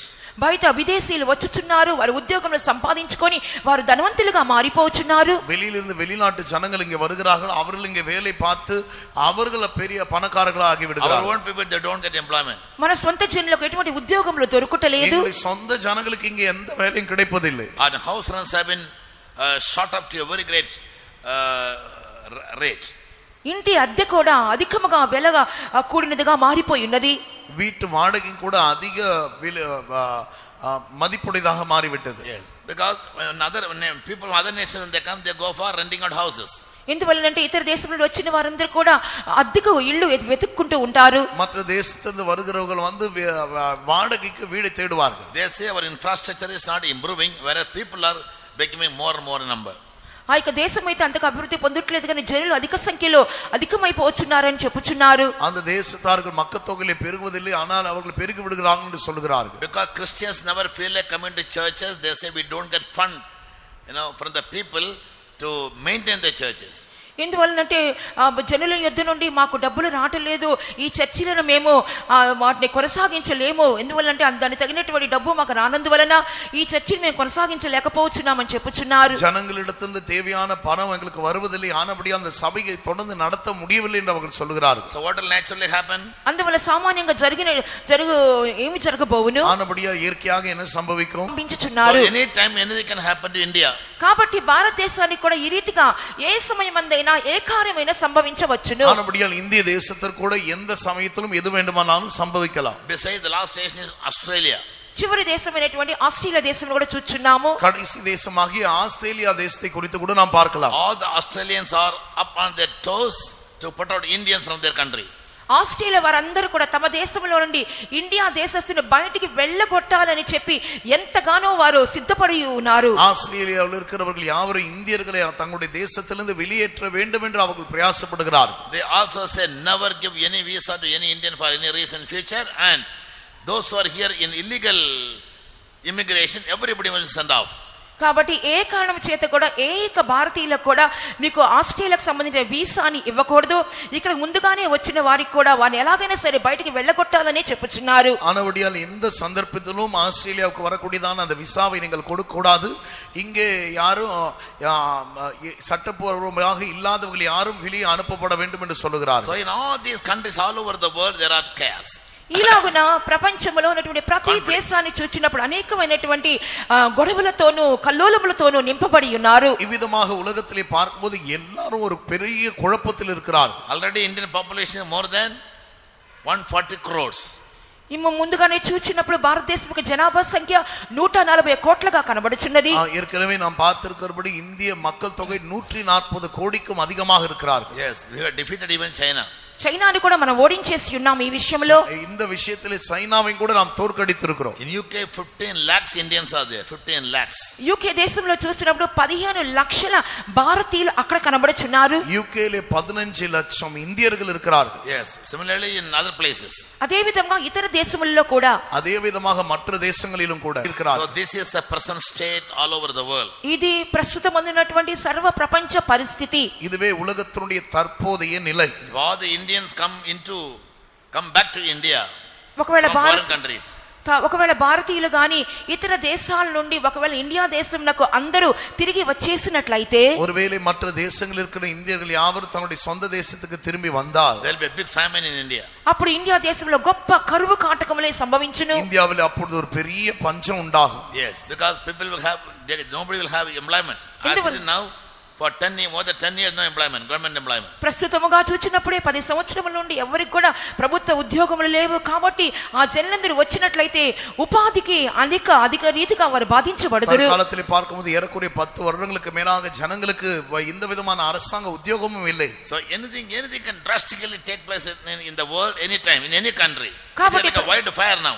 కాబట్టి ప్రపంచమంతా చూసినప్పుడు ఏ దేశంలోనే ఏ క్షణమందైనా కూడా ఆకస్మిక సంభవాలు సంభవించవచ్చును. ஆனபடியால் உலகத்தில் எந்த தேசத்திலும் எந்த நேரத்திலும் எது வேண்டுமானாலும் சம்பவிக்கலாம். So September 24 the world is very carefully watching over. September 24వ తారీఖున ప్రపంచమంతా కూడా ఎంతో ఆకాంక్షతో చూచుచూ ఉన్నది. செப்டம்பர் 24ஆம் தேதி உலகமெல்லாம் ஆர்வத்தோடு கூட பார்த்து கொண்டிருக்கிறது. I am also very keenly watching over 24th of September what's going to happen in the world. September 24వ తారీఖున ప్రపంచంలో ఏమి సంభవించును అని చెప్పి నేను కూడా ఉత్సుకతోనే ఎదురు చూచుచూ ఉన్నాను. செப்டம்பர் 24ஆம் தேதி உலகத்தில் என்ன சம்பவிக்க போகிறதுன்னு நானும் கூட அவளோடு எதிர்பார்த்து கொண்டிருக்கிறேன். On the other side, మరొక ప్రక్క చూచినప్పుడు இன்னொரு பக்கத்தில் in Israel, ఇశ్రాయేలులో இஸ்ரவேலில் this month they are going to have the Jubilee year. ఈ సంవత్సరం ఈ నెలలో వారు జూబిలీ సంవత్సరముగా వారు కొనియాడబోచున్నారు. இந்த வருடத்தில் இந்த மாதத்திலேயே இஸ்ரவேலுக்கு யூபிலி வருஷம் ஆரம்பமாகிறது. Jubilee year means 50th year. Jubilee సంవత్సరం అని చెప్పినప్పుడు 50వ సంవత్సరము. యూబిలీ வருஷம் என்று சொல்லும்போது 50வது வருடம். When you study Bible very carefully about Jubilee year, Bible గ్రంథంలో మనము జూబిలీ సంవత్సరం గురించి అతి జాగ్రత్తగా పరిశీలించినప్పుడు వేదத்திலே యూబిలీ வருஷத்தை குறித்து நாம் ஜாக்கிரதையாக படித்தால் that is a 50th year. అది 50వ సంవత్సరముగా ఎంచబడుచున్నది. அது 50வது வருடமாக எண்ணப்படுகிறது. The year of liberation. ఆ యొక్క విడుదల సంవత్సరము, విడుదలైన வருடம். For example, ఉదాహరణமாக if I have hired servants, నాకు ఒకవేళ దాసులు ఉన్నట్లయితే, நான் ஒரு வேலைக்காரனை கொண்டால், if in my house there are 10 servants, నాకు మా ఇంట్లో 10 మంది దాసులు ఉన్నారు అనుకోండి, என்னோட வீட்டிலே ஒரு 10 வேலைக்காரர்கள் இருந்தால், I have purchased many houses from different people. వారి కొరకు నేను ప్రభుత్వ వారి యొద్ద అనేకమైన ఇళ్ళు కొనుక్కొని ఉన్నాను. அவர்களுக்காக பல வீடுகளை நான் வாங்கி இருக்கிறேன். I have become rich and others became poor and I bought the houses of poor people. నేను ధనవంతుని కాబట్టి పేదవారికి ఇళ్ళన్ని కూడా నేను కొనేసుకొని ఉన్నాను. நான் ஒரு ஐஸ்வர்யமான ஆனபடியால் ஏழைகளுக்கான வீடை நான் வாங்கி இருக்கிறேன். ஏழைகள் வீடு நான் வாங்கினேன், ஏழைகளுக்காக இல்ல. ஏழைகளுடைய வீடை நான் வாங்கி விட்டேன். Yes. So on the Jubilee year, అప్పుడు జూబిలీ సంవత్సరం అందు அந்த யூபிலி வருஷத்தின் போது I must liberate everything. I must give the houses back, lands back, and all the maids and the servants, everybody I must free them. అది విడుదల సంవత్సరం కాబట్టి నేను వారి యొద్ద నుండి తీసుకున్నటువంటి భూములు కానీ ఇళ్ళు కానీ దాసులను కానీ దాసులను కానీ విడుదల చేసి అందరినీ పంపించి వేయవలెను. அந்த யூபிலி வருஷத்திலே அந்த வேலைக்காரர்களையும் அந்த வேலைக்காரிகளையும் அந்த நிலங்களையும் வீடுகளையும் நான் விடுதலை ஆக்கி அவர்களுக்கே மறுபடியும் கொடுத்து விட வேண்டும். That's called the year of liberation. అది విడుదల 50th year of liberation. Jubilee సంవత్సరం అని చెప్పినప్పుడు 50వ సంవత్సరం అనగా విడుదల సంవత్సరం అయి ఉన్నది. యూబిలీ வருஷம் என்று சொல்லும் பொழுது 50வது வருடம் விடுதலையின் வருடம் என்று சொல்லப்படுகிறது. And there's the Jewish scholars say this will be the last jubilee year.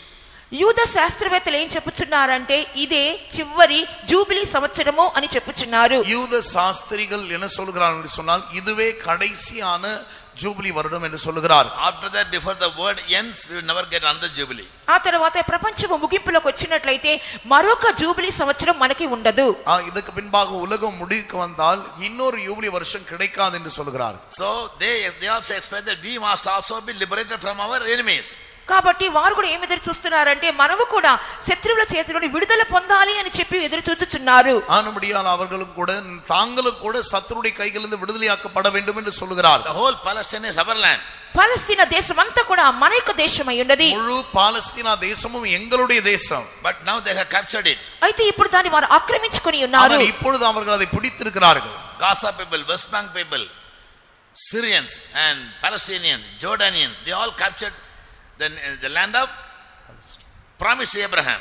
Gaza వారు, సిరియా వారు, మిగిలినటువంటి పాలస్తీనీయులు, మిగిలినటువంటి వారందరూ కూడా అబ్రహాము యొక్క వాగ్దాన దేశం స్వతంత్రించుకొని ఉన్నారు. గాజా, సిరియన్, పాలస్తీనియన్స్ இவர்கள் எல்லாரும் ஆபிரகாமுக்கு வாக்கு பண்ணப்பட்டதான தேசத்தை அவர்கள் கைப்பற்றி இருக்கிறார்கள். So they say we are under captivity. కాబట్టి మనమందరం కూడా చెరలో ఉన్నాము. அவங்க சொல்லுகிறாங்க நாங்கள் எல்லாரும் இப்போது சிறையில் இருக்கிறோம். Captivity, அடிமைத்தனத்தில் இருக்கிறோம். అడిమితనத்தில் இருக்கிறோம். So we also want liberation. And the Jubilee year our Messiah will come to liberate us. ఆ యొక్క బానిసత్వం నుండి మేము కూడా విడుదల పొందాలి. మా మెస్సియా వచ్చేదరు, అప్పుడు మాకు కూడా విడుదల దొరుకును. இந்த అడిమితనத்திலிருந்து நாங்களும் கூட விடுதலை பெற வேண்டும். எங்களுடைய மேசியா வருவா, நாங்கள் விடுதலை ஆவோம். Yes, they are waiting for the Messiah to come. ఒక మెస్సియా రావాలని చెప్పి వారు ఎదురు చూస్తున్నారు. மேசியா வருவதற்காக அவர்கள் காத்து கொண்டிருக்கிறார்கள். Number 2. రెండవ కార్యము, இரண்டாவது காரியம், this month or next month beginning, except a date I don't know, they are going to celebrate. Last Sunday I told you here are ఈ నెల observe the feast of trumpet. ఈ నెల కానీ వచ్చే నెల కానీ నేను ఎక్కడ చెప్పి ఉన్నానో తెలియదు కానీ వారు శృంగధ్వనుల పండుగను వారు చేయాలని చెప్పి అనుకొనుచున్నారు. இந்த மாதத்திலோ அல்லது வருகிற மாதத்தின் ஆரம்பத்திலோ சரியாக தேதி தெரியவில்லை. அவர்கள் எக்கால பண்டிகையை ஆசரிக்க போகிறார்கள். Feast of Passover I explained to you on Sunday. నేను ఆదివారం రోజు పస్కా పండుగ గురించి చెప్పి ఉన్నాను. ஞாயிற்றுக்கிழமை பஸ்கா பண்டிகை குறித்து உங்களுக்கு சொல்லியிருந்தேன். I always want to speak to the church about the current affairs and create awareness in their minds that they must get ready for the coming of the Lord. సంఘములకు ఎప్పుడు కూడా ప్రస్తుతం జరుగుతున్న సంభవాలు నేను వారికి వివరించి ఎలాగైనా సరే ప్రభు రాకడ దినమునకు వాళ్ళు సిద్ధపరచాలనేటువంటి ఆశ నాకు ఉన్నది. சபையில் இருக்கிறதான ஜனங்களுக்கு தற்காலத்தில் சம்பவிக்கக்கூடிய காரியங்களை சொல்லி எப்படி ஆகிலும் அவருடைய கர்த்தருடைய வருகைக்காய் ஆயத்தப்படுத்த வேண்டும் என்று நினைக்கிறேன். There are many aspects of blowing the trumpet. ఆ యొక్క బూరను ఊదేటప్పుడు అనేకమైన కారణముల కొరకు ఊదుచున్నారు. అనేక కారణங்களுக்காக ఎక్కాలమాனது ஊதப்படுகிறது. In the 10th chapter of Numbers we read about the usage of trumpets. సంఖ్యాకాండము 10వ అధ్యాయంలో ఏ కార్యముల కొరకు బూరను ఉపయోగించుచున్నారో అక్కడ వ్రాయబడి ఉన్నది. என்னாகமம் 10ஆம் அதிகாரத்திலே எந்தெந்த காரியங்களுக்காக எக்காலமானது பயன்படுத்தப்படுகிறது என்பதை நாம் பார்க்கலாம். So they used to observe the feast of trumpet on a new year day, for their new year day. వారి యొక్క నూతన సంవత్సర దినమందు వారు ఈ యొక్క బూరలను శృంగధ్వని పండుగను వారు చేసేవారు. அவருடைய புதிய வருடத்தின் நாளிலே இவர்கள் யூதர்கள் அந்த எக்காலத்தை ஊதுவார்கள். They observe the feast of trumpet for 10 days. వారు ఆ శృంగధ్వని పండుగను 10 దినములు ఆచరించెదరు. எக்கால பண்டிகையை அவர்கள் 10 நாட்கள் கொண்டாடுவார்கள். These 10 days the people of Israel they will reflect on sin and repent in preparation for the last day. ఈ యొక్క 10 దినములు కూడా తమ పాపముల విషయమై పశ్చాత్తాపడి మారు మనసు పొంది ఆ చివరి దినము కొరకు వారు తమ్ము తాము సిద్ధపరచుకొనుదురు. அந்த 10 நாட்கள் அளவு தங்களுடைய பாவ விஷயங்களை அவர்கள் மனஸ்தாபப்பட்டு மனம் திரும்பி அந்த 10வது நாள் வரைக்கும் அவர்கள் காத்திருப்பார்கள். Leviticus chapter 23 to 25 we read about the feast of trumpet. లేవియా కాండము 23వ అధ్యాయము 23వ వాక్యం మొదలుకొని 25వ వాక్యము వరకు శృంగధ్వని పండుగను గురించి వ్రాయబడి ఉన్నది. லேவியராகமம் 23ஆம் அதிகாரம் 23ஆம் வசனத்திலிருந்து 25ஆம் வசனம் வரைக்கும் எக்கால பண்டிகை குறித்து எழுதப்பட்டிருக்கிறது. And they'll observe a solemn rest day. ఆ తర్వాత on వారు the 7th month. ఆ యొక్క 7వ నెలందు ఒక విశ్రాంతి దినమును వారు ఆచరించెదరు. 7ஆம் மாதத்திலே அதை அவர்கள் ஓய்வு நாளாக ஆசரிக்க வேண்டும். And they'll come together for a holy convocation. వారు ఒక పరిశుద్ధ సమాజముగా దినమందు సమకూడెదరు. அந்த நாளிலே அவர்கள் பரிசுத்த சபையாக கூட வேண்டும். And the trumpets will keep on blowing. అప్పుడు బూరలు అనేవి ఆగకుండా ఊదపడుచునే ఉండును. அப்பொழுது எக்காலமானது நெடுந்தொனியாய் தொடர்ந்து ஊதப்பட வேண்டும். On the last day they'll blow the trumpet 10 times. చివరి దినమందు 10 మార్లు ఆ యొక్క బూరను ఊదెదరు. 10வது நாள் அந்த எக்காலத்தை 10 முறை அவர்கள் ஊத வேண்டும். Along with that they will also use many other instruments to worship God. ఆ తర్వాత దేవుని ఆరాధించు నిమిత్తము మరి ఇతర ఉపకరణములను కూడా వారు ఉపయోగించెదరు. அதுக்கு பின்பாக தேவனை ஆராதிக்கும்படியாக மற்ற கருவிகளையும் கூட அவர்கள் உபயோகிப்பார்கள். And that will be followed by another feast called the Feast of Atonement. ఆ తర్వాత మరొక పండుగ దాని వెంబడే వచ్చును. అది ఏమనగా ప్రాయశ్చిత్తార్థ పండుగ. அதை தொடர்ந்து இன்னொரு பண்டிகையும் வரும். அதான் பாவ நிவாரண பண்டிகை. Feast of Atonement. ప్రాయశ్చిత్తార్థ పండుగ.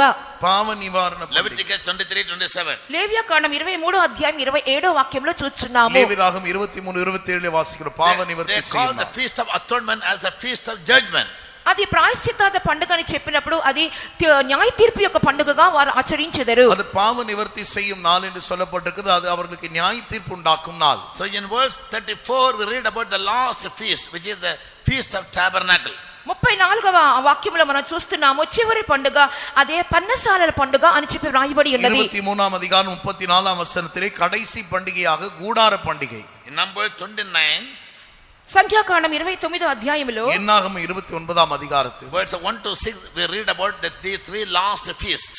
మొదటి 6 వాక్యంలో చూస్తున్నప్పుడు చివరి 3 పండుగల గురించి అక్కడ వివరించబడి ఉన్నది. முதல் 6 வசனங்களை பார்க்கும்போது கடைசி 3 பண்டிகைகளை குறித்து அங்கே எழுதப்பட்டிருக்கிறது. Yes, so these feasts are yet to come. ఇవన్నీ కూడా ఇంకనూ రానై ఉన్నవి. இவைகள் எல்லாம் இன்னும் வர வேண்டியவைகளாக இருக்கிறவைகள். And there is a coincidence with the Christian rituals also. క్రైస్తవ సాంప్రదాయాలకు కూడా ఇది రెండు కూడా ఒకదానితో సంబంధం కలిగినవిగా ఉన్నవి. கிறிஸ்தவ சம்பிரதாயங்கள் கூட இவைகளோடு இணைந்து இருக்கிறது. The Feast of Trumpet is signifying about the second coming of Jesus. శృంగధ్వని యొక్క పండుగ అని చెప్పినప్పుడు ప్రభు యొక్క రెండవ రాకడకు సాదృశ్యముగా ఉన్నది. ఎక్కాల పండుగ என்று சொல்லும் பொழுது கர்த்தராகிய இயேசு கிறிஸ்துவினுடைய இரண்டாம் வருகைக்கு ஒப்பாக இருக்கிறது. In the New Testament in two places we read about it. నూతన నిబంధనలో రెండు చోట్ల దాని గురించి మనం చదువుచున్నాము. புதிய ஏற்பாட்டிலே రెండు இடங்களிலே நாம் அதை குறித்து வாசிக்கிறோம். 1 Corinthians 15:52 మొదటి కొరింథీ 15:52లోను முதலாம் கொரிந்தியர் 15ஆம் அதிகாரம் 52ஆம் வசனத்தில் and 1 Thessalonians 4:16 మరియు మొదటి తెస్సలోనిక 4వ అధ్యాయము 16వ వాక్యములోను முதலாம் தெசலோனிக்கே 4ஆம் அதிகாரம் 16ஆம் வசனத்தில் வாசிக்கிறோம். చదవండి. ஏனெனில் கர்த்தர் தாமே ஆரவாரத்தோடும் பிரதான தூதனுடைய சத்தத்தோடும் తెలుగు టైం இல்ல ఆర్భాటముతోనూ ప్రధాన దూత శబ్దముతోనూ దేవుని బూరతోనూ పరలోకము నుండి ప్రభు దిగివచ్చును. క్రీస్తునందుండి మృతులైన వారు మొదట లేతురు. మొదటి కొరింథీ 15:52 52 మనమందరము నిద్రించము గాని నిమిషములో ఒక రెప్పపాటున కడబూరం రోగగాని మనమందరము మార్పు పొందుదుము. బూరం రోగును, అప్పుడు మృతులు అక్షయులుగా లేపబడుదురు, మనము మార్పు పొందుదుము. In these two places we read about the blowing of the trumpet in the New Testament. ఈ రెండు స్థలములలో కూడా నూతన నిబంధనలో బూరలు మ్రోగే యొక్క సందర్భాన్ని మనం చూస్తున్నాము. இந்த ரெண்டு வசனங்களிலும் எக்காலம் துணிக்கப்படுகிறதான காரியங்களை குறித்து நாம் பார்க்கிறோம். In Thessalonians Paul writes, the trumpet shall sound and the dead shall be raised. దెస్సలోనికలో పౌలు రాయిచున్నాడు, బూర మ్రోగును, మృతులు లేపబడుదురు. தெசலோனிக்கேலே பவுல் எழுதுகிறார், எக்காலம் துணிக்கும், அப்பொழுது மரித்தோர் எழும்புவார்கள். In 1 Corinthians 15 chapter verse 52 Paul again says, when the last trumpet shall sound, they that are sleeping will rise up. మొదటి కొరింథీ 15:52లో పౌలు చెప్పుచున్నాడు, కడబూర ధ్వనించినప్పుడు నిద్రించిన వారందరూ కూడా లేచెదరు. 1 కొరింథీ 15:52 కడైసియ కాలం ధ్వనిக்கும். What is called the last trumpet? కడబూర అని చెప్పిన అర్థం ఏమి? కడైసియ కాలం என்றால் என்ன? The Jews used to observe the feast of trumpets for 10 days. యూదులైన వారు శృంగధ్వనిక పండుగను 10 దినములు ఆచరించేవారు. యూదர்கள் ఎక్కాల పండుగை 10 நாட்கள் அவர்கள் ஆசரிப்பார்கள். The last day the trumpets will be blown 10 times, that we got blasting. చివరి దినమందు they will not be blowing, they will be blasting. మహా ఆర్భాటముతో పెద్ద శబ్దముతో 10వ రోజు 10 సార్లు వాళ్ళు మ్రోగించెదరు. 10 நாளிலே எக்காலம் ஊதுவார்கள், ஆனால் கடைசி நாளிலே எக்காலத்தை முழங்குவார்கள். Yes, and in Thessalonians Paul says the Lord will come back with a great shout. దెస్సలోనికలో కూడా పౌలు చెప్పుచున్నాడు, దేవుడు ఆర్భాట శబ్దముతో వచ్చెదరు. தெசலோனிக்கேலே பவுல் சொல்கிறார், கர்த்தர் ஆரவார சத்தத்தோடு வருவார். With the voice of the archangel. ప్రధాన దూత శబ్దముతో ఆయన వచ్చెదరు. ప్రధాన దూతనుடைய సత్తతోడు. And the sound of the trumpet. మరియు దేవుని బూర శబ్దముతో వచ్చెదరు. దేవ ఎక్కాల సత్తతోడు. Last Sunday I told you that shout is necessary for the dead to rise up. నేను నిన్నటి పోయిన ఆదివారం చెప్పి ఉన్నాను, మృతులైన వారికి గట్టి శబ్దము లేక కేక అవసరమై ఉన్నది. மரித்தோர் எழும்பும்படியாக சத்தம் போடுவது, சத்தம் நமக்கு அவசியமாக இருக்கிறது என்று கடைசி நாட்களிலே சொன்னேன். When Jesus stood before the sepulchre of Lazarus, ఎప్పుడైతే యేసు ప్రభు లాజరు యొక్క సమాధికి బయట నిలబడి ఉన్నారో, యేసు లాజరుடைய కల్లరికి మున్பாக నిன்றబోదు, to raise him up from the dead, అతన్ని మృతుల్లో నుండి లేపు నిమిత్తము, அவனை మరణத்திலிருந்து எழுப்பும்படியாக, Bible say he cried aloud saying, Lazarus come out. బిగ్గరగా ఆయన కేక వేసినట్లుగా మనం చూస్తున్నాం, లాజరు బయటికి రమ్ము అని చెప్పి ఉన్నారు. వేదத்திலே சொல்லப்பட்டிருக்கிறது, அவர் உரத்த சத்தமாய் లాజరుவே வெளியே வா என்று சொன்னார். So a big shout is necessary for all the dead and in the grave to come up. సమాధిలో మృతులైన వారు కూడా బయటికి లేచి నిమిత్తము ఒక ఆర్భాటమైన బిగ్గరమైన శబ్దం అవసరమై ఉన్నది. కల్లరిலே మరిத்திருக்கிறவர்கள் வெளியே வரும்படியாக ஒரு பெரிய சத்தம் அவசியமாக இருக்கிறது. Therefore the shout. అందువలనే ఆర్భాట శబ్దము. ఆనబడియనాల్ తాన్ ఆరవార సత్తం. Paul being a Jew, he knew that. పౌలు ఒక యూదుడైనందువలన ఈ విషయం అతనికి తెలియను. పౌలు యూదనాయి இருக்கிறபடியால் அவருக்கு அது தெரிந்திருந்தது. Therefore he said the last trumpet will be blasting. అందువల్ల అతను చెప్పుచున్నాడు, కడబూర అని చెప్పుచున్నాడు. కడబూర మ్రోగినప్పుడు ఆనబడి அவர் சொல்ற కடைசி ఎక్కాలం ధ్వనిக்கும். Yes, 3 things must take place. 3 కార్యములు సంభవించవలెను. 3 కార్యங்கள் సంభవిக்க வேண்டும். In Number 10 chapter we read, సంఖ్యాకాండము 10వ అధ్యాయంలో చదువుచున్నాము. ఎన్నాగమం 10వ అధికారத்திலே వాసిக்கிறோம். they used to blow the trumpet in various ways. వేరు వేరు రీతులుగా బూరలను మ్రోగించేవారు. அவர்கள் எக்காலத்தை பலவிதங்களே துணிக்க பண்ண வேண்டும். Yes. First of all, they will blow the trumpet to gather the assembly.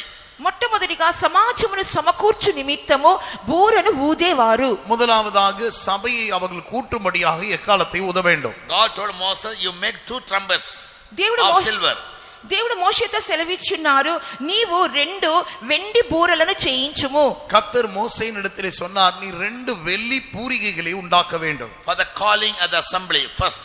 మొదటిగా సమాజమును పిలుచుటకును, சபையாக கூட்டும்படியாக முதலாவது. Secondly, இரண்டாவதாக for the journeying of the camps, verse 2. రెండవ వాక్యంలో చూస్తున్న విధంగా సేనలను తరలించుట కొరకు. இரண்டாவது வசனத்தில் நாம் பார்க்கிற பிரகாரம் அவர்கள் சேனை புறப்படும் போது. Thirdly, மூன்றாவது when they are to go for war, వారు యుద్ధమునకు వెళ్ళుచున్న సమయములో, அவங்க யுத்தத்துக்கு போகிற நேரத்தில். Yes, 9th verse. 9వ వాక్యంలో చూస్తున్నాము. 9వ వచనத்திலே பார்க்கிறோம். Then they are to set a journey. ఆ తరువాత వారు ప్రయాణమును కొనసాగించవలెను. அவர்கள் தங்களுடைய பிரயாணத்தை ஆரம்பிக்க வேண்டும். Verse 6. 6వ వాక్యంలో చూస్తున్నాము. 6వ వచనத்திலே பார்க்கிறோம்.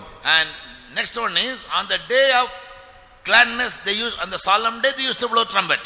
అంత మాత్రమే కాకుండా వాళ్ళ యొక్క ఉత్సాహ నియామక దినముల యందు కూడా వారు బూరలను ఊదేవారు. அவருடைய சந்தோஷத்தின் நாளில் நியமிக்கப்பட்ட நாளில் அவர்கள் எக்காலங்களை ஊத வேண்டும். Yes, so the trumpets are made for various reasons. కాబట్టి అనేక కారణముల కొరకే ఈ బూరలను ఉపయోగించేవారు. ఎక్కాలமானது பலவித காரணங்களுக்காக ஊதப்படும். In Exodus 19:13, first it will be blown for a long time. నిర్గమకాండం 19వ అధ్యాయంలో చూచినప్పుడు it sounds long. అది చాలా సమయము అది బూర మ్రోగించుచునే బడును. என்னாகும் 19ஆம் அதிகாரம் 13ஆம் வசனத்திலே எக்காலமானது நெடுந்தொனியாய் தொனிக்க வேண்டும். And that is for the day of their gladness. అది వారికి సంతోషించే దినమందు జరుగును.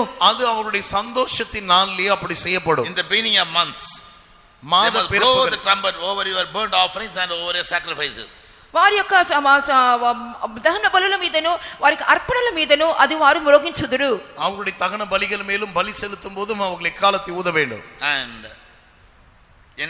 in Exodus 19:16, నిర్గమకాండం 19వ అధ్యాయము 16వ వాక్యములో என்னாகும் 19-16ஆம் வசனத்தில் they must blow the trumpet exceeding sound. వారు మహాధ్వనితో ఆ బూరను మ్రోగించవలని చెప్పి రాయబడి ఉన్నది. மகா பலத்தை எக்கால சத்தத்தை ஊத வேண்டும். With a great sound, alarming.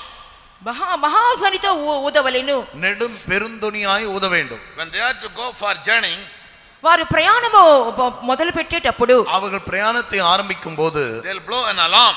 వారు Not simply blowing the trumpet. వారు ఏదో ఊదుట కాదు గాని వారు దీర్ఘ సమయము దాన్ని ఊదుదురు. அதை நெடுந்தொனியாய் ஊத வேண்டியது சும்மா ஊதுவதல்ல. Yes. And in 1919 Exodus, నిర్గమకాండం 19వ అధ్యాయము 19వ వాక్యములో యాత్రాగమం 19:19 they will be blowing it louder and louder and louder. ఆ బూర ధ్వనిని వారు అంతకంతకు బిగ్గరగా మ్రోగించెదరు. அவங்க அந்த எக்கால சத்தத்தை வர வர வர பலமாய் தொனிக்க வேண்டும். That is to hear God's words. అదే దేవుని యొక్క కంఠస్వరమును విను నిమిత్తము, தேவனுடைய சத்தத்தை கேட்கும்படியாக. On the Mount of Sinai, when all the people gathered together, the trumpet was blown over and over again. సీనాయి పర్వతం మీద జనులందరూ కూడా పర్వతం మీద సమకూడినప్పుడు ఆ యొక్క బూరధ్వని అంతకంతకు బిగ్గరగా మ్రోగించి ఉన్నారు. సీనాయి మலை అడివారத்தில் జనங்கள் కూడినబోது அந்த ఎక్కాల சத்தம் வர வர பலமாய் ஊதப்பட்டது. Yes, because they were waiting for God to appear and speak to them. ఎందువల్లంటే దేవుడు వారికి ప్రత్యక్షమై వారితో మాట్లాడాలని చెప్పి వారు ఎదురు చూచి ఉన్నారు. தேவன் அவர்களுக்கு தரிசனமாகி அவர்களோடு பேச வேண்டும் என்று எதிர்பார்த்தார். So trumpets were blown in different tones in different times, for different occasions, for different reasons. అందువల్ల బూరలు అనేవి వేరువేరు శబ్దములతో వేరువేరు సమయములతో వేరువేరు కారణములను బట్టి వారు ఊదుచున్నారు. ఎక్కాలமானது వెవ్వేరు సమయங்களில் వెవ్వేరు విధமாக ஊதப்படுகிறது. In the New Testament, నూతన నిబంధనలో புதிய ஏற்பாட்டில் Isaiah says, యెషయా చెప్పుచున్నాడు, యెషయా சொல்லுகிறார் in chapter 58 verse 1, 58వ అధ్యాయము మొదటి వాక్యములో 15ஆம் அதிகாரம் முதலாம் வசனத்தில் 58:1 58:1 తాళ్ళకు బూర ఊదినట్లు ఎలుగెత్తి బిగ్గరగా కేకులు వేయము, వారు చేసిన తిరుగుబాటును నా జనులకు తెలియజేయము. சத்தமிட்டு கூப்பிடு, அடக்கிக் கொள்ளாதே. எக்காலத்தை போல் உன் சத்தத்தை உயர்த்தி என் ஜனத்துக்கு அவர்கள் மீறுதலையும் யாக்கோபின் வம்சத்தாருக்கு அவர்கள் பாவங்களையும் தெரிவி. Here Bible says, cry aloud. తాళక Raise your voice like a trumpet. బూర ఊదినట్లు ఎలుగెత్తి బిగ్గరగా కేకలు వేయము. வேதம் சொல்லுகிறது சத்தமிட்டு கூப்பிடு, எக்காலத்தை போல் உன் சத்தத்தை உயர்த்து. The problem with all the Christians regarding Pentecost people is we shout too much. మిగిలినటువంటి క్రైస్తవులందరూ కూడా పెంతెకోస్తు వారం మీద చేసే ఒక ఫిర్యాదు ఏంటంటే మనం ఎక్కువగా కేకలు వేస్తామని చెప్తూ ఉంటారు. மற்ற கிறிஸ்தவர்களை பார்க்கலாம் பெந்தேகோஸ்தேக்காரர்களை குறித்து மற்றவர்கள் சொல்லுகிற ஒரு குற்றச்சாட்டு என்னவென்றால் அதிகமாக சத்தம் போடுவார். There is a major complaint about the other Christians regarding Pentecost people. Pentecost జనుల గురించి TPM people. ముఖ్యంగా TPM పెంతెకోస్తు వారి గురించి ఇతర క్రైస్తవులు చెప్పే ఫిర్యాదు ఏంటంటే వీళ్ళు ఎప్పుడు ఎక్కువగా కేకలు వేసి అరుస్తూ ఉంటారని చెప్తూ ఉంటారు. முக்கியமாக TPM பெந்தேகோஸ்தேக்காரர்களை குறித்து மற்ற ஜனங்கள் சொல்லுகிற காரியம் அவங்க அதிகமாக சத்தம் போடுவார். We are very good for shouting. వారు కేకలు వేయడానికి కూడా చాలా బాగా చేస్తూ ఉంటారు. நாம் சத்தம் போடுறது ரொம்ப நல்லவங்க. Whether we know the truth, why we shout, I don't know the truth, but we are trained up like that. ఎందుకు కేకలు వేస్తున్నామో దాని సత్యము తెలిసినా తెలియకపోయినా అలవాటు ప్రకారంగా తర్ఫీదు ప్రకారంగా కేకలు వేస్తూనే ఉన్నాం. நாம் எதுக்கு சத்தம் போடுகிறோம் என்ற சத்தியத்தை தெரிந்தாலும் தெரியாவிட்டாலும் நம்முடைய பழக்கத்தின்படி நாம் சத்தம் போடுகிறோம். பாஸ்டர் சத்தம் போடுமா சத்தம் போடுற அவ்வளவுதான். ஏன் சத்தம் பண்ணீங்க? பாஸ்டர் சொன்னாரு. పాస్టర్ గారు కేకలు వేయమన్నారు కాబట్టి వేస్తున్నాం. ఎందుకు వేశారంటే పాస్టర్ గారు చెప్పారు. சத்தம் சத்தம் போடுங்கன்னு சொன்னா சத்தம் போடுவாங்க. எதுக்கு சத்தம் போடுறீங்க? பாஸ்டர் சொன்னார். You can't find any other Christian denomination so obedient people as TPM people, though there will be civil war among themselves. That's a different case that I don't touch now. ఏ క్రైస్తవ సంఘం లాంటి కంటే కూడా Pentecost వారు విధేయత చూపించడంలో మిగిలినటువంటి కార్యములు తప్పించి కూడా అన్ని కార్యములు విధేయత చూపించడంలో చాలా మంచివారుగా కనబడుతున్నారు. மற்ற பெந்தெகோஸ்தே ஜனங்களை பார்க்கலாம் TPM ல இருக்கிற ஜனங்கள் கீழ்ப்படிதலை காண்பிப்பதிலே அதிகம் ஆமா ரொம்ப உற்சாகம் చాలా ఉత్సాహంగా கிறிஸ்தவ உலகத்துல எங்கேயுமே கிடையாது. ఇటువంటి క్రైస్తవులు లోకంలో ఎక్కడ కనబడరు. உங்களை மிஞ்சின கிறிஸ்தவர்கள் உலகத்துல எங்கும் கிடையாது. எதுல? దేనిలో? கடவுளுக்கு கீழ்ப்படியதில்லை, பாஸ்டர்மாருக்கு கீழ்ப்படியதில்லை. దేవునికి విధేయత చూపించడం కాదు, పాస్టర్లకు విధేయత చూపించడంలో. దేవునికి కీழ்ப்படியதில்லை, பாஸ்டர்மார்களுக்கு கீழ்ப்படிவது. Don't focus on any person however big he is. Paul says I am the least of all the saints. ఏ వ్యక్తి మీద వారెంత గొప్పవారైనా సరే వారి మీద మీకు కనుదృష్టి పెట్టుకొనవద్దు. పరిశుద్ధుడైన పౌలు చెప్పుచున్నాడు, నేను అందరికంటే అల్పుడైన వాడని చెప్పుచున్నాడు. எவ்வளவு பெரிய ஆட்களாக இருந்தாலும் சரி அவங்களுமே உங்களுடைய கண்களை பதிக்க வைக்க வேண்டாம். பவுல் சொல்லுகிறார், பரிசுத்தவான்கள் எல்லாரிலும் நான் மிகவும் சிறியவன் என்று சொல்கிறார். Christ is the head of the church and he must be given preeminence in everything, in every aspect in our life. క్రీస్తే సంఘమునకు శిరస్సు ఉన్నాడు. మన జీవితంలోని ప్రతి భాగములో ప్రతి అంశములో ఆయనకు మాత్రమే ప్రాముఖ్యతనివ్వవలెను. கிறிஸ்துவே சபையின் தலையாக இருக்கிறார். ஆனபடியால் நம்முடைய வாழ்க்கையின் ஒவ்வொரு பகுதிகளிலும் அவருக்கே முக்கியமான ஸ்தானம் கொடுக்கப்பட வேண்டும். I am the true vine, ye are the branches. నేనే నిజమైన ద్రాక్షవల్లిని, మీరు దాని కొమ్మలై ఉన్నారు. அவர் சொன்னார், நானே திராட்சை செடி நீங்கள் கொடிகள் என்றார். If you abide in me, మీరు నాయందు నిలిచిన ఎడల, நீங்கள் என்னில் நிலைத்திருந்தால் my life will flow through you. నా జీవము మీలో నుండి ప్రవహించును. என்னுடைய ஜீவன் உங்களுக்குள்ளாக பாயும். And you will become fruitful. అప్పుడు మీరు ఫలవంతులుగా మార్చబడుదురు. நீங்கள் அப்பொழுது கனி நிறைந்தவர்களாவீர்கள். Therefore our title in the word is Christian, Christ in us. That's the hope of glory. అందువలనే మనకు లోకములో మన బిరుదు ఏంటంటే క్రైస్తవులు, మీ యందున్న క్రీస్తు మహిమ నిరీక్షణయే ఉన్నారు. ஆனபடியால் நமக்கு உலகத்திலே நம்முடைய பேர் கிறிஸ்டியன்ஸ், கிரைஸ்ட் இன் us, கிறிஸ்து நமக்குள்ளாக இருக்கிறார். So in New Testament trumpets have three significances. కాబట్టి నూతన నిబంధనలో బూరలు అని చెప్పినప్పుడు మూడు సాదృశ్యములు కనబడుచున్నవి. புதிய ஏற்பாட்டிலே எக்காலம் என்று சொல்லும்போது மூன்று காரியங்கள் இருக்கிறது. When the last trumpet shall be sounded, all the dead in Christ will rise up. కడపూర మ్రోగినప్పుడు క్రీస్తునందు మృతులైన వారందరూ మొదట లేతురు. கடைசி காலம் துணிக்கும்போது கிறிஸ்துவுக்குள் மரித்தோர் யாவரும் எழும்புவார்கள். Yes. And that will take place, the secret coming of Christ. ఆ యొక్క సంభవం అనేది క్రీస్తు రహస్య రాకడలో జరుగును. அந்த சம்பவம் கிறிஸ்துவின் ரகசிய வருகையிலே சம்பவிக்கும். Secondly, இரண்டாவதாக in the Old Testament trumpet were blown on different feasts, different occasions. పాత నిబంధనలో బూరలు అనేవి అనేక రకమైన సందర్భములలోను అనేక రకమైన పండుగల సమయంలోను ఊదబడుచు ఉండేది. பழைய ஏற்பாட்டு காலத்திலே இக்காலமானது பலவிதமான பண்டிகையின் போது ஊதப்பட்டது. And trumpet were blown for warning the people, cautioning the people. బూర దేని కొరకు ధ్వనించబడినగా జనులను హెచ్చరించు నిమిత్తము.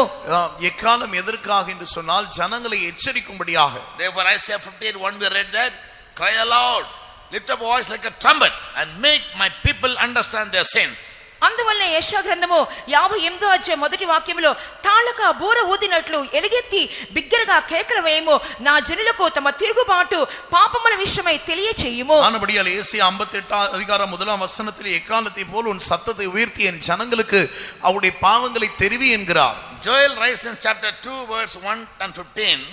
యోవేలు 2వ అధ్యాయము 15వ వాక్యములో కూడా యోవేలు ఈ రీతిగా చెప్పుచున్నాడు. யோவேல் 2ஆம் அதிகாரம் 15ஆம் வசனத்தில் இப்படியாக சொல்கிறார். Blow the trumpet. బూరను ఊదుడి. எக்காலத்தை ஊதுங்கள். Proclaim a fast among my people. ఉపవాస దినమును ప్రతిష్ఠించుడి. என் ஜனங்களின் மத்தியிலே உபவாச தினத்தை கூறுங்கள். Sanctify my people. నా జనులను పరిశుద్ధపరచుడి. ஜனங்களை பரிசுத்தப்படுத்துங்கள். Let them break their hearts and weep in the presence of God and repent. వారి హృదయములను బద్దలు చేసుకొని నా సన్నిధానములో కన్నీరు విడిచి వారు ఏడ్చి ప్రార్థన చేసి మారు మనసు పొందవలెను. தங்களுடைய இருதயத்தை கிழித்து மனஸ்தாபப்பட்டு என்னிடத்தில் அவர்கள் திரும்பட்டும். And మరియు மேலும் God will do great things for them. దేవుడు వారి కొరకు గొప్ప కార్యములను చేయును. தேவன் அவர்களுக்கான பெரிய காரியங்களை செய்வார். And he will send the latter rain. కడవరి వర్షమును వారి మీదకి పంపించును. அவர் பின்மாறி மழையை அனுப்புவார். Latter rain means the end time spiritual awakening or revival. కడవరి వర్షము అని చెప్పినప్పుడు అంత్య దినములలో వచ్చినటువంటి ఆత్మీయమైన మేల్కొలుపై ఉన్నది. பின்மாறி என்று சொல்லும்போது கடைசி நாட்களில் கர்த்தர் அனுப்ப போகிறதான ஒரு உயிர் மீட்சி அல்லது ஒரு எழுப்புதல். So in every church the trumpets must be blown on every Sunday.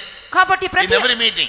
ప్రతి సంఘములో కూడా ప్రతి ఆదివారం రోజు బూరలు అనేవి ఊదపడొచ్చు ఉండవలెను. ஒவ்வொரு சபைகளிலும் ஒவ்வொரு ஞாயிற்றுக்கிழமை ஒவ்வொரு கூட்டங்களிலும் எக்காலம் ஊதப்பட வேண்டும். Yes, that is the word of God must be proclaimed. అనగా దేవుని యొక్క వాక్యము చాటించబడవలెను.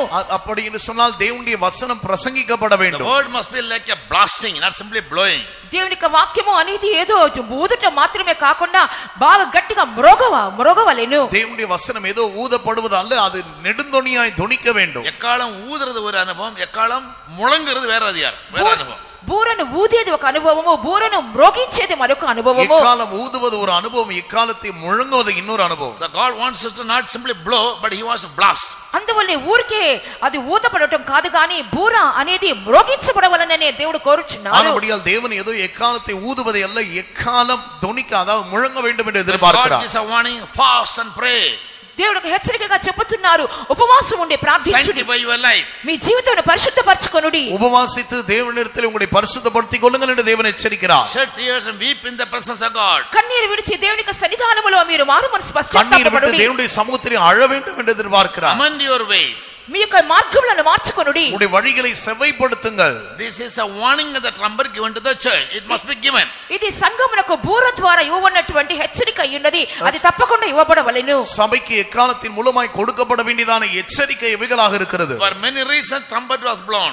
అనేక కారణముల చేత ఇక బూర మ్రోగించబడుచున్నది. அநேக காரணங்கள் நிமித்தமாக எக்காலம் ஊதப்படுகிறது. If we ignore all these messages, warnings and message of caution given to the church by the leaders in the based in the scripture, ఇక వాక్యమును ఆధారము చేసుకుని ఇవ్వబడుచున్న ప్రసంగములు గాని వాక్యములు గాని అధ్యాయములు గాని మనం నిర్లక్ష్యం చేసిన ఎడల, வசனங்களை ஆதாரப்படுத்தி கொடுக்கப்படுகிறதான இந்த செய்திகளை நடத்திப்புகாரர்கள் மூலமாக கொடுக்கப்படுகிறதான இந்த செய்திகள் நாம் நிர்லட்சியம் பண்ணுவோம் என்று சொன்னார். servants of God must learn to proclaim the gospel with the blast. దేవునికి సేవకులైన వారు నేర్చుకోవలసినది ఏమనగా దేవుని యొక్క వాక్యమును మ్రోగించే రీతిలో వాక్యమును చాటించవలెను. முதலாவது தேவனுடைய ஊழியக்காரர்கள் கற்றுக்கொள்ள வேண்டிய விஷயம் என்னவென்று சொன்னால் தேவனுடைய சுவிசேஷத்தை எக்காலத்தை போல அவர்கள் முழங்க வேண்டும். Make my people understand their sins. నా జనులందరూ కూడా తమ పాపములు వారికి తెలుసుకొనవలెను. Proclaim a fast. என் ஜனங்கள் தங்களுடைய பாவத்தை அறிந்து கொள்ளும்படியாக செய் உபவாசத்தை கூறுவீங்கள். ఉపవాసమును చాటించుడి. Let them sanctify themselves. వారు తమ తామును పరిశుద్ధపరచుకొనవలెను. அவர்கள் தங்களை சுத்திகரித்துக் கொள்ளட்டும். God through Moses told the children of Israel, tell the people to sanctify themselves and let them come to meet me on the third day. దేవుడు మోషే మూలంగా సెలవిచ్చున్నారు, జనులను పరిశుద్ధపరచుము, వారందరూ మూడవ నాటికి సిద్ధముగా నా ఎద్దుకు రావలెను. மோசேயிடத்தில் தேவன் சொல்லுகிறார், ஜனங்களை பரிசுத்தப்படுத்த அவர்கள் எல்லாரும் மூன்றாம் நாளுக்காக ஆயத்தமாக வேண்டும். When they all came to Mount Sinai, వారందరూ కూడా సీనాయి పర్వతం ఎద్దుకు వచ్చినప్పుడు, அவர்கள் எல்லாம் சீனாய் மலையிடத்துக்கு வந்தபோது they heard the trumpet sounding louder and louder and louder and louder. వారు బూర ధ్వని అనేది అంతకంతకు బిగ్గరగా మ్రోగుచున్న శబ్దమును విని ఉన్నారు. எக்கால சத்தம் வர வர வர வர பலத்து கொண்டிருப்பதை அவர்கள் கேட்டார்கள். And in the meanwhile they heard God speaking to them all, giving them all his commandments. ఈ మధ్యలో దేవుడు మాట్లాడటం వారు విని ఉన్నారు. తన ఆజ్ఞలను తన నియమములను దేవుడు ఇచ్చుచూ ఉన్నారు. இவைகள் மத்தியிலே தேவன் அவர்களோடு பேசி அவர்களிடத்திலே கட்டளை கற்பனைகளை கொடுப்பதை கேட்டார்கள். If we ignore that, వాటిని మనము చూడకుండా మనము వినకుండా వదిలివేసినట్లయితే நாம் அவைகளை நிராகரித்தால் when Jesus comes, our body will not be raised up from the grave. యేసు వచ్చినప్పుడు సమాధిలో నుండి మన యొక్క శరీరం అనేది పైకి లేవదు. యేసు வரும்பொழுது கல்லறையிலிருந்து நம்முடைய சரீரம் எழும்பாது. We will be left behind. మనము చేయి విడిచిపెట్టబడదుము. நாம் கைவிடப்படுவோம். If you are left behind, we'll have to go through the 7 judgments of the trumpets. మనము విడవబడినట్లయితే ఆ బూరల యొక్క 7 న్యాయ తీర్పుల గుండా వెళ్ళవలసి వచ్చును. நாம் கைவிடப்படுவோம் என்று சொன்னால் எக்காலத்தினுடைய 7 விதமான நியாய தீர்ப்புகளுக்கு உள்ளாகும். Revelation chapter 8 verse 2. ప్రకటన గ్రంథము 8వ అధ్యాయం 2వ వాక్యము. வெளிப்படுத்தின விசேஷம் 8ஆம் அதிகாரம் 2ஆம் வசனம் and 13 also. మరియు 13వ వాక్యము. 13ஆம் வசனம் கூட.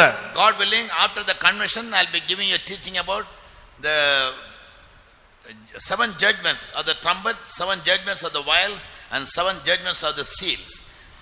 దేవుని చిత్తమైనట్లయితే కన్వెన్షన్ అయిపోయిన తర్వాత ఇక 7 బూరల యొక్క న్యాయ తీర్పులు 7 పాత్రల యొక్క న్యాయ తీర్పులు నేను చెప్పనయ్యున్నాను. దేవుని சித்தமாய் இருந்தால் கன்வென்ஷன் பின்பாக 7 எக்காலங்களுடைய அடையாளங்களையும் 7 கலசங்களுடைய அடையாளங்களை குறித்து உங்களுக்கு சொல்ல இருக்கிறேன். Now we are blowing the trumpet to proclaim a fast. You take time to fast. మేము ఇప్పుడు ఎందుకంటే బూర మ్రోగుచున్నామో మీరు సమయం తీసుకొని ఉపవాసం ఉండుడి. இப்பொழுது நீங்கள் உபவாசிக்கும்படியாக நேரம் எடுத்துக்கொள்ளும்படியாக எக்காலங்களை முழங்குகிறோம். America workers eat only 2 times. America. Yes. అమెరికాలో మనం చూసినప్పుడు and the in charge pastor eats only 1 time. In charge pastor గారు ఒక పూటే తింటారు, మిగిలినటువంటి సేవకులు 2 పూటలే తింటారు.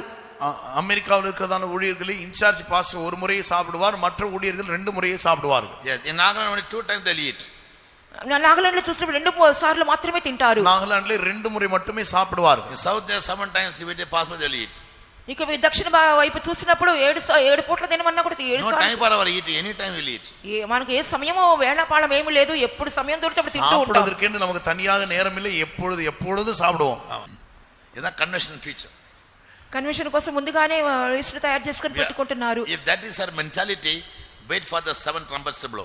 ఇటువంటి మనస్తత్వంతో మనం ఉన్నట్లయితే ఆ యొక్క కడవరి దినముల్లో మ్రోగించబోయే ఆ 7 బూరలు మనం తెలుసుకునవలెను. இப்படிப்பட்ட மனப்பான்மையோடு கூட நாம் இருப்போம் என்று சொன்னா அந்த 7 எக்காலங்களுக்காய் காத்திருங்கள். Now only few days are there, so I don't know to start the Bible study. ఇప్పుడు కొన్ని దినములు మాత్రమే ఉన్నది కాబట్టి కన్వెన్షన్ కి if the Lord doesn't come before that, I don't think that we will be able to conduct the convention. ఒకవేళ ప్రభు దానికంటే ముందే వచ్చినట్లయితే కన్వెన్షన్ కూడా మనం ఒకవేళ జరిపించలేకపోవచ్చును. ஒருவேளை கர்த்தர் அதுக்கு முன்பாகவே வந்துவிட்டாலும் கூட கன்வென்ஷன் நாம் நடத்த முடியாது. மட்டுமே கொடுத்திருக்கிறோம். Nobody can know when Jesus will come, but Jesus definitely said these signs should take place before my coming.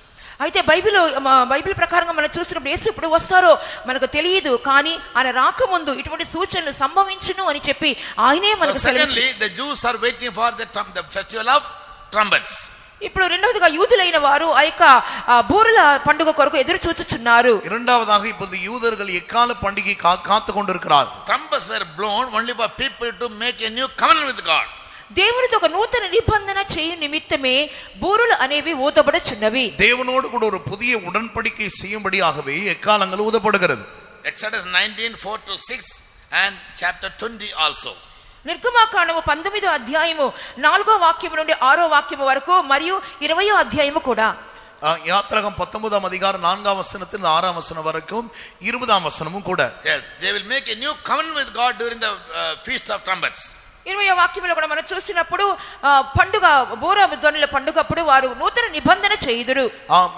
20ఆம் వచనத்தை பார்க்கும்போது எக்காலம் ధ్వనిக்கும்போது அவர்கள் தேவனோடு புதிய உடன்படிக்கை செய்கிறார். The jubilee year, జూబిలీ సంవత్సరము, యూబిలీ వర్షத்தில் the Jewish new year, అనగా యూదుల యొక్క నూతన సంవత్సర దినము, அதாவது யூதர்களுடைய ஒரு புதிய and the வருடத்தில் festival of trumpet, feast of trumpet, మిగిలినటువంటి పండుగ అయినటువంటి శృంగధ్వనుల పండుగ, ఎకాల పండుగயின் போது all going to take place in sequence and the people are very much prepared for it. ఇవన్నీ కూడా ఒకదాని వెంబడి ఒకటి జరుగును కాబట్టి జనులందరూ కూడా దాని కొరకు సిద్ధపడుచున్నారు. ఇవిகள் எல்லாம் ஒன்றன் பின் ஒன்றாக அடுத்தடுத்து வரும் ஆனபடியால் ஜனங்கள் அதற்கு தங்களை ஆயத்தப்படுத்திக் கொள்வார்கள். So they are கொள்வார்கள். expecting their Messiah to come. కాబట్టి వారు తమ మెస్సియా రాక కొరకు ఎదురు చూచుచున్నారు. ஆனபடியால் அவர்கள் தங்களுடைய மேசியா வரும்படியாக காத்து கொண்டிருக்கிறார்கள். The devil knows that. సాతానుకు అది తెలియను. சாத்தானுக்கு தெரியும். So when the church is taken up, కావున సంఘం ఎత్తబడినప్పుడు, சானபடியால் சபை எடுத்துக்கொள்ளப்பட்ட பின்பு the antichrist will come.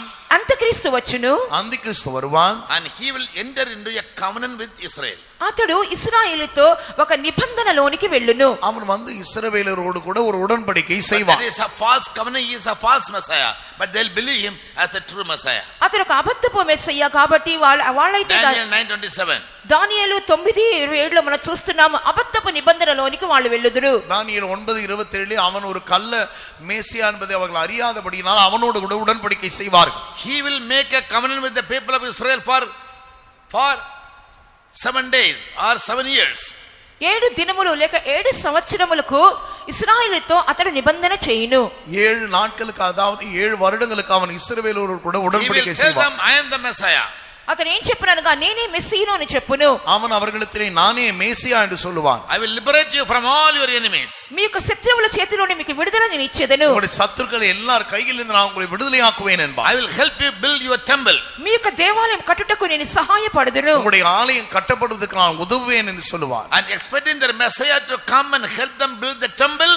Now the Jews are preparing everything for the temple. Messiah రాక కొరకును అతడు వచ్చి దేవాలయం కట్టాలని చెప్పినటువంటి ఎదురు చూపుతో ఆ సిద్ధపరచవని కార్యములన్నీ కూడా ఇశ్రాయేలు చేయించు ఉన్నారు. మెస్సియా వర வேண்டும் என்று அவர் வரும்போது ஆலயத்தை கட்ட வேண்டும் என்று சொல்லி अनेक ஆயத்த வேலைகளை யூதர்கள் செய்து கொண்டிருக்கிறார்கள். Already I told you the other day that they brought 5 red heifers from US. నేను మొన్నటి దినమందు చెప్పి ఉన్నాను కదా, వాళ్ళు ఎర్రని పెయ్యలను 5 తీసుకుని వచ్చి ఉన్నారు. ஏற்கனவே நான் முன்பாக சொன்னது போல சிவப்பான 5 கிடாரிகளை அவர்கள் கொண்டு வந்திருக்கிறார்கள். By killing one heifer they already laid the foundation to build the temple in the same place where Solomon built the temple. సొలొమోను ఎక్కడైతే దేవాలయం కట్టి ఉన్నారో అక్కడనే వాళ్ళు దాన్ని కట్టాలని చెప్పి దాని పునాదులు వేయిచున్న స్థలములోనే ఆ యొక్క ఎర్రని పెయ్యను వాళ్ళు వధించి ఉన్నారు. சாலமோன் எந்த இடத்தில் தேவாலயத்தை கட்டினானோ அதே இடத்திலே அதற்கு அஸ்திபாரத்தை போடும்படியாக அவர்கள் இப்போது சிவப்பு கிடாரி முதலாவது சிவப்பு கிடாரி பலியிட்டு இருக்கிறார்கள். Already the Al-Aqsa mosque is situated there.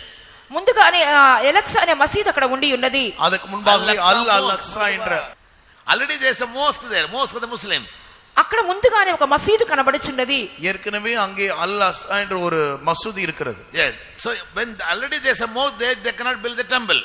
అక్కడ ముందుగానే మసీదు ఉన్నందువలన అక్కడ దేవాలయమును వారు కట్టలేరు. அங்கே ஏற்கனவே மசூதி இருக்கிறபடினால் தேவாலயத்தை அவர்களால் கட்ட முடியாது. Either by an earthquake it has to be demolished, or by army power or some other power it has to be demolished. అది ఏదో ఒక రీతిలో ఏదో ఒక పద్ధతిలో అది కూల్చబడవలెను లేదా పడగొట్టబడవలెను. அது ஒன்று பூகம்பத்தினால் இடிக்கப்பட வேண்டும், இல்லது ஆர்மி போன்ற மற்ற காரியங்களால் அது இடிக்கப்பட வேண்டும். Yes, that will be done. Someone by hook or crook they will do it. అది ఏదో ఒక రీతిలో తప్పకుండా అది వాళ్ళు చేయుదురు. ஏதோ ஒரு விதத்தில் நிச்சயமாக அதை செய்வார்கள். Both Donald Trump and Benjamin Netanyahu, the premier of US and Israel, both of them are bent on doing it. They will say very soon we will build the temple. మేము తప్పకుండా దేవాలయాన్ని కట్టుదుము అని చెప్పి ఆ యొక్క అమెరికా అధ్యక్షుడు Donald Trump మరియు ఇశ్రాయేల్ అధ్యక్షుడు అయినటువంటి బెంజమిన్ నెతన్యాహు చెప్పుచున్నారు.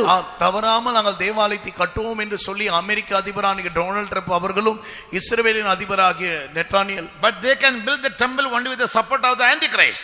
అయితే అంత్యక్రీస్తు సహాయముతోనే వారు దేవాలయమును కట్టుదురు. ஆனால் அவர்கள் அந்திகிறிஸ்துவின் உதவியினால் தான் தேவாலயத்தை கட்டுவார்கள். Yes, so the Christ has to come just before that. అయితే దానికి సరిగ్గా కొంచెం ముందు క్రీస్తు వచ్చి వేయవలెను. ஆனபடி அதுக்கு முன்பாக கிறிஸ்து வர வேண்டும். 99% in our day Jesus will come. 99% మన యొక్క దినములలోనే దేవుని రాకడ ఉండును. 99% நம்முடைய நாட்களிலே கிறிஸ்து வந்தாக வேண்டும். Don't take it as a story. ఇది ఒక కథలాగా తీసుకునవద్దు. இது ஒரு கதையாக எடுத்துக்கொள்ளாதீர்கள். Don't take it as a word news. అది ఏదో ప్రపంచ వార్తలుగా తీసుకునవద్దు. ஏதோ உலக செய்திகளாக இதை பார்க்காதீர்கள். Or simply Bible verses or Bible text. లేదా బైబిల్ వాక్యములుగా దీన్ని తీసుకునవద్దు. ஏதோ சாதாரணமான வேத எழுத்துக்கள் என்று There are எடுத்துக்கொள்ளாதீர்கள். many things happening in the world. What have we got to do?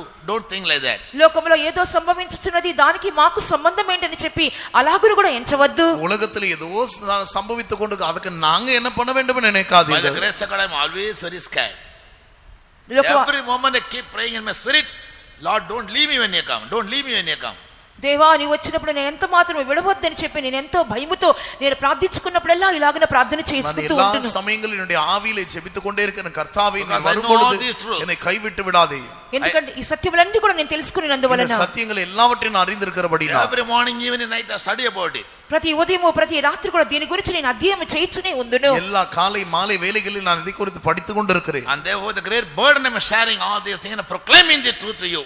అందువల్ల గొప్ప భారముతో ఈ సత్యములన్నీ కూడా మీకు చాటించి ప్రకటించుచున్నాను. ஆனபடியால் பெரிய பாரத்தோடு கூட இந்த சத்தியங்கள் எல்லாவற்றையும் நான் உங்களுக்கு சொல்லிக் கொடுக்கிறேன். The last trumpet shall blow. కడబూర మ్రోగినప్పుడు கடைசி எக்காலம் தொனிக்கும். If you are already dead before that, మీరు దానికంటే ముందుగానే మరణించినట్లయితే, அதுக்கு முன்பாகவே நீங்கள் மரித்திருப்பீர்கள். our body must come out of the grave. మన శరీరము సమాధిలో నుండి పైకి లేవవలెను. நம்முடைய சரீரம் கல்லிலிருந்து வெளியே வர வேண்டும். Yes.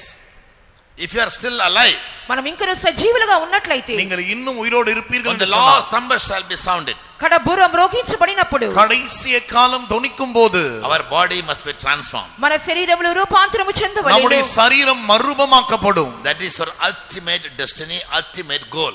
అదే మనకు అంతిమ గురి, అంతిమ లక్ష్యమై ఉన్నది. அதுவே நம்முடைய கடைசி லக்கு, நம்முடைய கடைசி குறியாக இருக்கு. Otherwise, లేనట్లయితే இல்ல இன்னொரு you have to go through the 7 trumpets judgment and 7 vials judgment. I'll teach later. లేనట్లయితే 7 బూరల న్యాయ తీర్పులు, 7 పాత్రల న్యాయ తీర్పులు గుండా మనం వెళ్ళవలసి వచ్చిన ఈ కార్యము నేను తర్వాత నేర్పించదను. இல்லாத பட்சத்தில் இந்த 7 எக்காலம் மற்றும் 7 கலசங்களுடைய நியாய தீர்ப்பினூடாக நாம் போக வேண்டியதாக இருக்கும். அதை குறித்து நான் பின்பு உங்களுக்கு சொல்லிக் கொடுக்கிறேன்.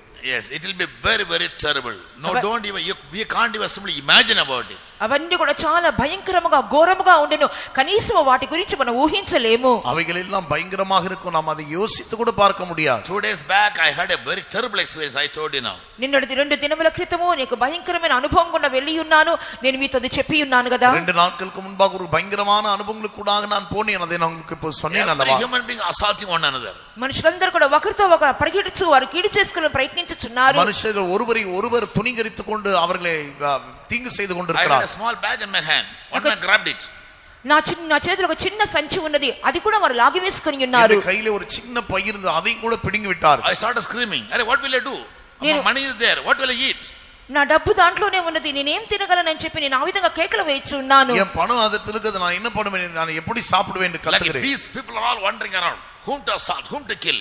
ఎవరిని చంపాలా, ఎవరిని పొడవాలని చెప్పి జనులు ఆ విధంగా దొంగల వలె చుట్టూ తిరుగుచూ ఉన్నారు. இந்த ஜனங்கள் இங்க அங்க ஓடி திரிகிறார். யாரை கொலை செய்வது, யாரை It was a very clear vision. ఒక చాలా స్పష్టమైనటువంటి దర్శనం தெளிவான చూస్తున్నాను. ஒரு தரிசனம். I am firmly affirmed that we don't have much time before us. మనకు ముందుగా అధికమైన సమయం లేదని దీన్ని బట్టి నేను నిశ్చయం చేసుకొనిచున్నాను. திட்டமாய் நான் சொல்லுகிறேன், நமக்கு முன்பாக அதிக நேரம் இல்லை. Come, let's all be on our knees for a few minutes. మనమందరం కొన్ని నిమిషాలు మన మోకాళ్ళ మీద ఉండేదము. பாருங்கள், நம்ம எல்லாரும் கொஞ்ச நேரம் நம்முடைய முழங்காலில் நிற்போமாக. Many believers of our church are all very careless. They are all sitting at home. మన సంఘంలో అనేక మంది విశ్వాసులు నిర్లక్ష్యంగా వాళ్ళ ఇళ్లలోనే ఉండిపోతున్నారు. நம்முடைய விசுவாசிகளே அநேகர் நிர்விசாரமாக அவங்களுடைய வீடுகளில் இருக்கிறார்கள். We have been teaching them these truths for many days, many months. ఈ సత్యములను అనేక దినములుగా అనేక నెలలుగా బోధించుచునే ఉన్నాము. இந்த సత్యங்களை, இந்த ఉపదేశங்களை అనేక நாட்களாக போதித்துக் கொண்டே இருக்கிறோம். In their ignorance and lack of knowledge, they take it all very easy, very light. వారి అజ్ఞానము చేత, వారి తెలియని వలన వాళ్ళు దేవుని అధికంగా వాళ్ళు నిర్లక్ష్యం చేయుచున్నారు. அவருடைய அறிவு குறைவின் நிமித்தமாக இந்த காரியங்கள் எல்லாவற்றையும் சாதாரணமான ஒரு காரியங்களாக எடுத்துக்கொள்கிறார். Workers at least must be very careful because every day you listen to these things. ప్రతి సేవకులైనా కొంత జాగ్రత్తగా ఉన్నారు. ఎందుకు వలనంటే వారు ప్రతి రోజు కూడా ఈ వాక్యములను వినుచున్నారు. ஒவ்வொரு ஊழியர்களும் கூட ஜாக்கிரதையாக இருக்க வேண்டும். அவங்க ஒவ்வொரு நாளும் இந்த வசனங்களை கேட்கிறார்கள். Let us all cry aloud. మనమందరముల గట్టిగా మన కేకలు వేసి ప్రార్థించదము. நாம் எல்லாரும் சத்தத்தை உயர்த்தி தேவனை நோக்கி கூப்பிடுவோமாக. Let's lift up our voice like the trumpet. మనము బూరవలే మన శబ్దములను మనం హెచ్చించదము. நம்முடைய சத்தத்தை நாம் எக்காலத்தை போல உயர்த்துவோமாக. Let's proclaim a fast for ourselves. మన కొరకు మన ఉపవాసమును ప్రతిష్ఠించుకొందము. நமக்கென்று நாம் உபவாசங்களை நியமிப்போமாக. Let's make a new covenant with God and sanctify our lives. దేవునితో నూతన నిబంధన చేసి మన జీవితమును పరిశుద్ధపరచుకుందాం. தேவனோடு கூட புதிய உடன்படிக்கையை செய்து மனம் திரும்புவோமாக. ரிபீரா சங்கடந்தல எனக்கரப. You proclaim a fast for yourself. మీకు మీరే ఒక ఉపవాస దినమును ఏర్పరచుకొనుడి. உங்களுக்கு நீங்களே உபவாச நாட்களை நியமித்துக் கொள்ளுங்கள். Don't always spend your time in eating. ఎల్లప్పుడూ కూడా తినటములో మీ సమయాన్ని వ్యర్థం చేసుకొనవద్దు. உங்களுடைய பலத்தை, உங்களுடைய நேரத்தை எப்பொழுதும் சாப்பாட்டிலே வீணாக்காதீர்கள். Take time to sanctify your life. మీ జీవితాన్ని పరిశుద్ధపరచుకొనుటలో సమయమును కేటాయించుకొనుడి. உங்களுடைய ஜீவியத்தை சுத்திகரிப்பதிலே நேரம் எடுத்துக் கொள்ளுங்கள். Weep in the presence of God. Let it break his heart of God. దేవునికి సన్నిధానంలో హృదయమును బద్దలు చేసుకొని కన్నీరు విడుముడి. தேவனுடைய சமூகத்தினுடைய இருதயத்தை உடைத்து கண்ணீர் விடுங்கள். Come closer, come closer. దేవునికి సమీపముగా రండి. தேவனுக்கு சமீபமாய் வாருங்கள். If you draw nigh unto him, he will draw himself nigh unto you. నీవు ఆయనకు సమీపంగా వెళ్ళినట్లయితే ఆయన మీకు సమీపముగా వచ్చెదరు. தேவனிடத்தில் சேருங்கள், அப்பொழுது அவர் உங்களிடத்தில் சேருவார். Forget about all other things. మిగిలిన కార్యములన్నీ మర్చిపోండి. உங்களுடைய பின்னான காரியங்களை மறந்து விடுங்கள். Love the appearing of Jesus. ఇప్పుడు దేవుని యొద్దకు మీరు రండి. கர்த்தருடைய பிரசன்னமாகுதலை நேசியுங்கள். Wait for his coming. ఆయన రాకడ కొరకు కన్నీరు విడువుడి. அவருடைய வருகைக்காய் காத்திருங்கள். Always focus your eyes on him when Jesus is going to come. ఆయన ఎప్పుడు వచ్చేదిరా అని చెప్పి ఎల్లప్పుడూ మీ కన్ను దృష్టి ఆయన మీద కేంద్రీకరించండి. அவர் எப்பொழுது வருவார் என்று சொல்லி உங்களுடைய கண்களை எப்பொழுது அவர் மேல் பதிய வையுங்கள். The God may send a mighty revival in our church in Tirupati and everywhere in our church all over the world. Let's by faith praise God. తిరుపతిలోని మన సంఘములోను సర్వ ప్రపంచంలో సంఘములన్నిటిలో కూడా దేవుడు గొప్ప ఉజ్జీవాన్ని పంపించినట్లుగా విశ్వాసంతో దేవుని స్తోత్రించుదాము. హల్లెలూయా హల్లెలూయా హల్లెలూయా హల్లెలూయా హల్లెలూయా. The God may deal with each one of us very personally, very intimately. Let's praise God. వ్యక్తిగతంగా సన్నిహితంగా దేవుడు ప్రతి ఒక్కరితో వ్యవహరించినట్లుగా దేవుని స్తోత్రించుదాము. హల్లెలూయా హల్లెలూయా హల్లెలూయా హల్లెలూయా. The God may give us all visions and dreams and new revelations. Let's praise God. దేవుడు మనందరికీ దర్శనములను కలలను ప్రకటనలను అనుగ్రహించినట్లుగా దేవుని స్తోత్రించుదాము. హల్లెలూయా హల్లెలూయా హల్లెలూయా.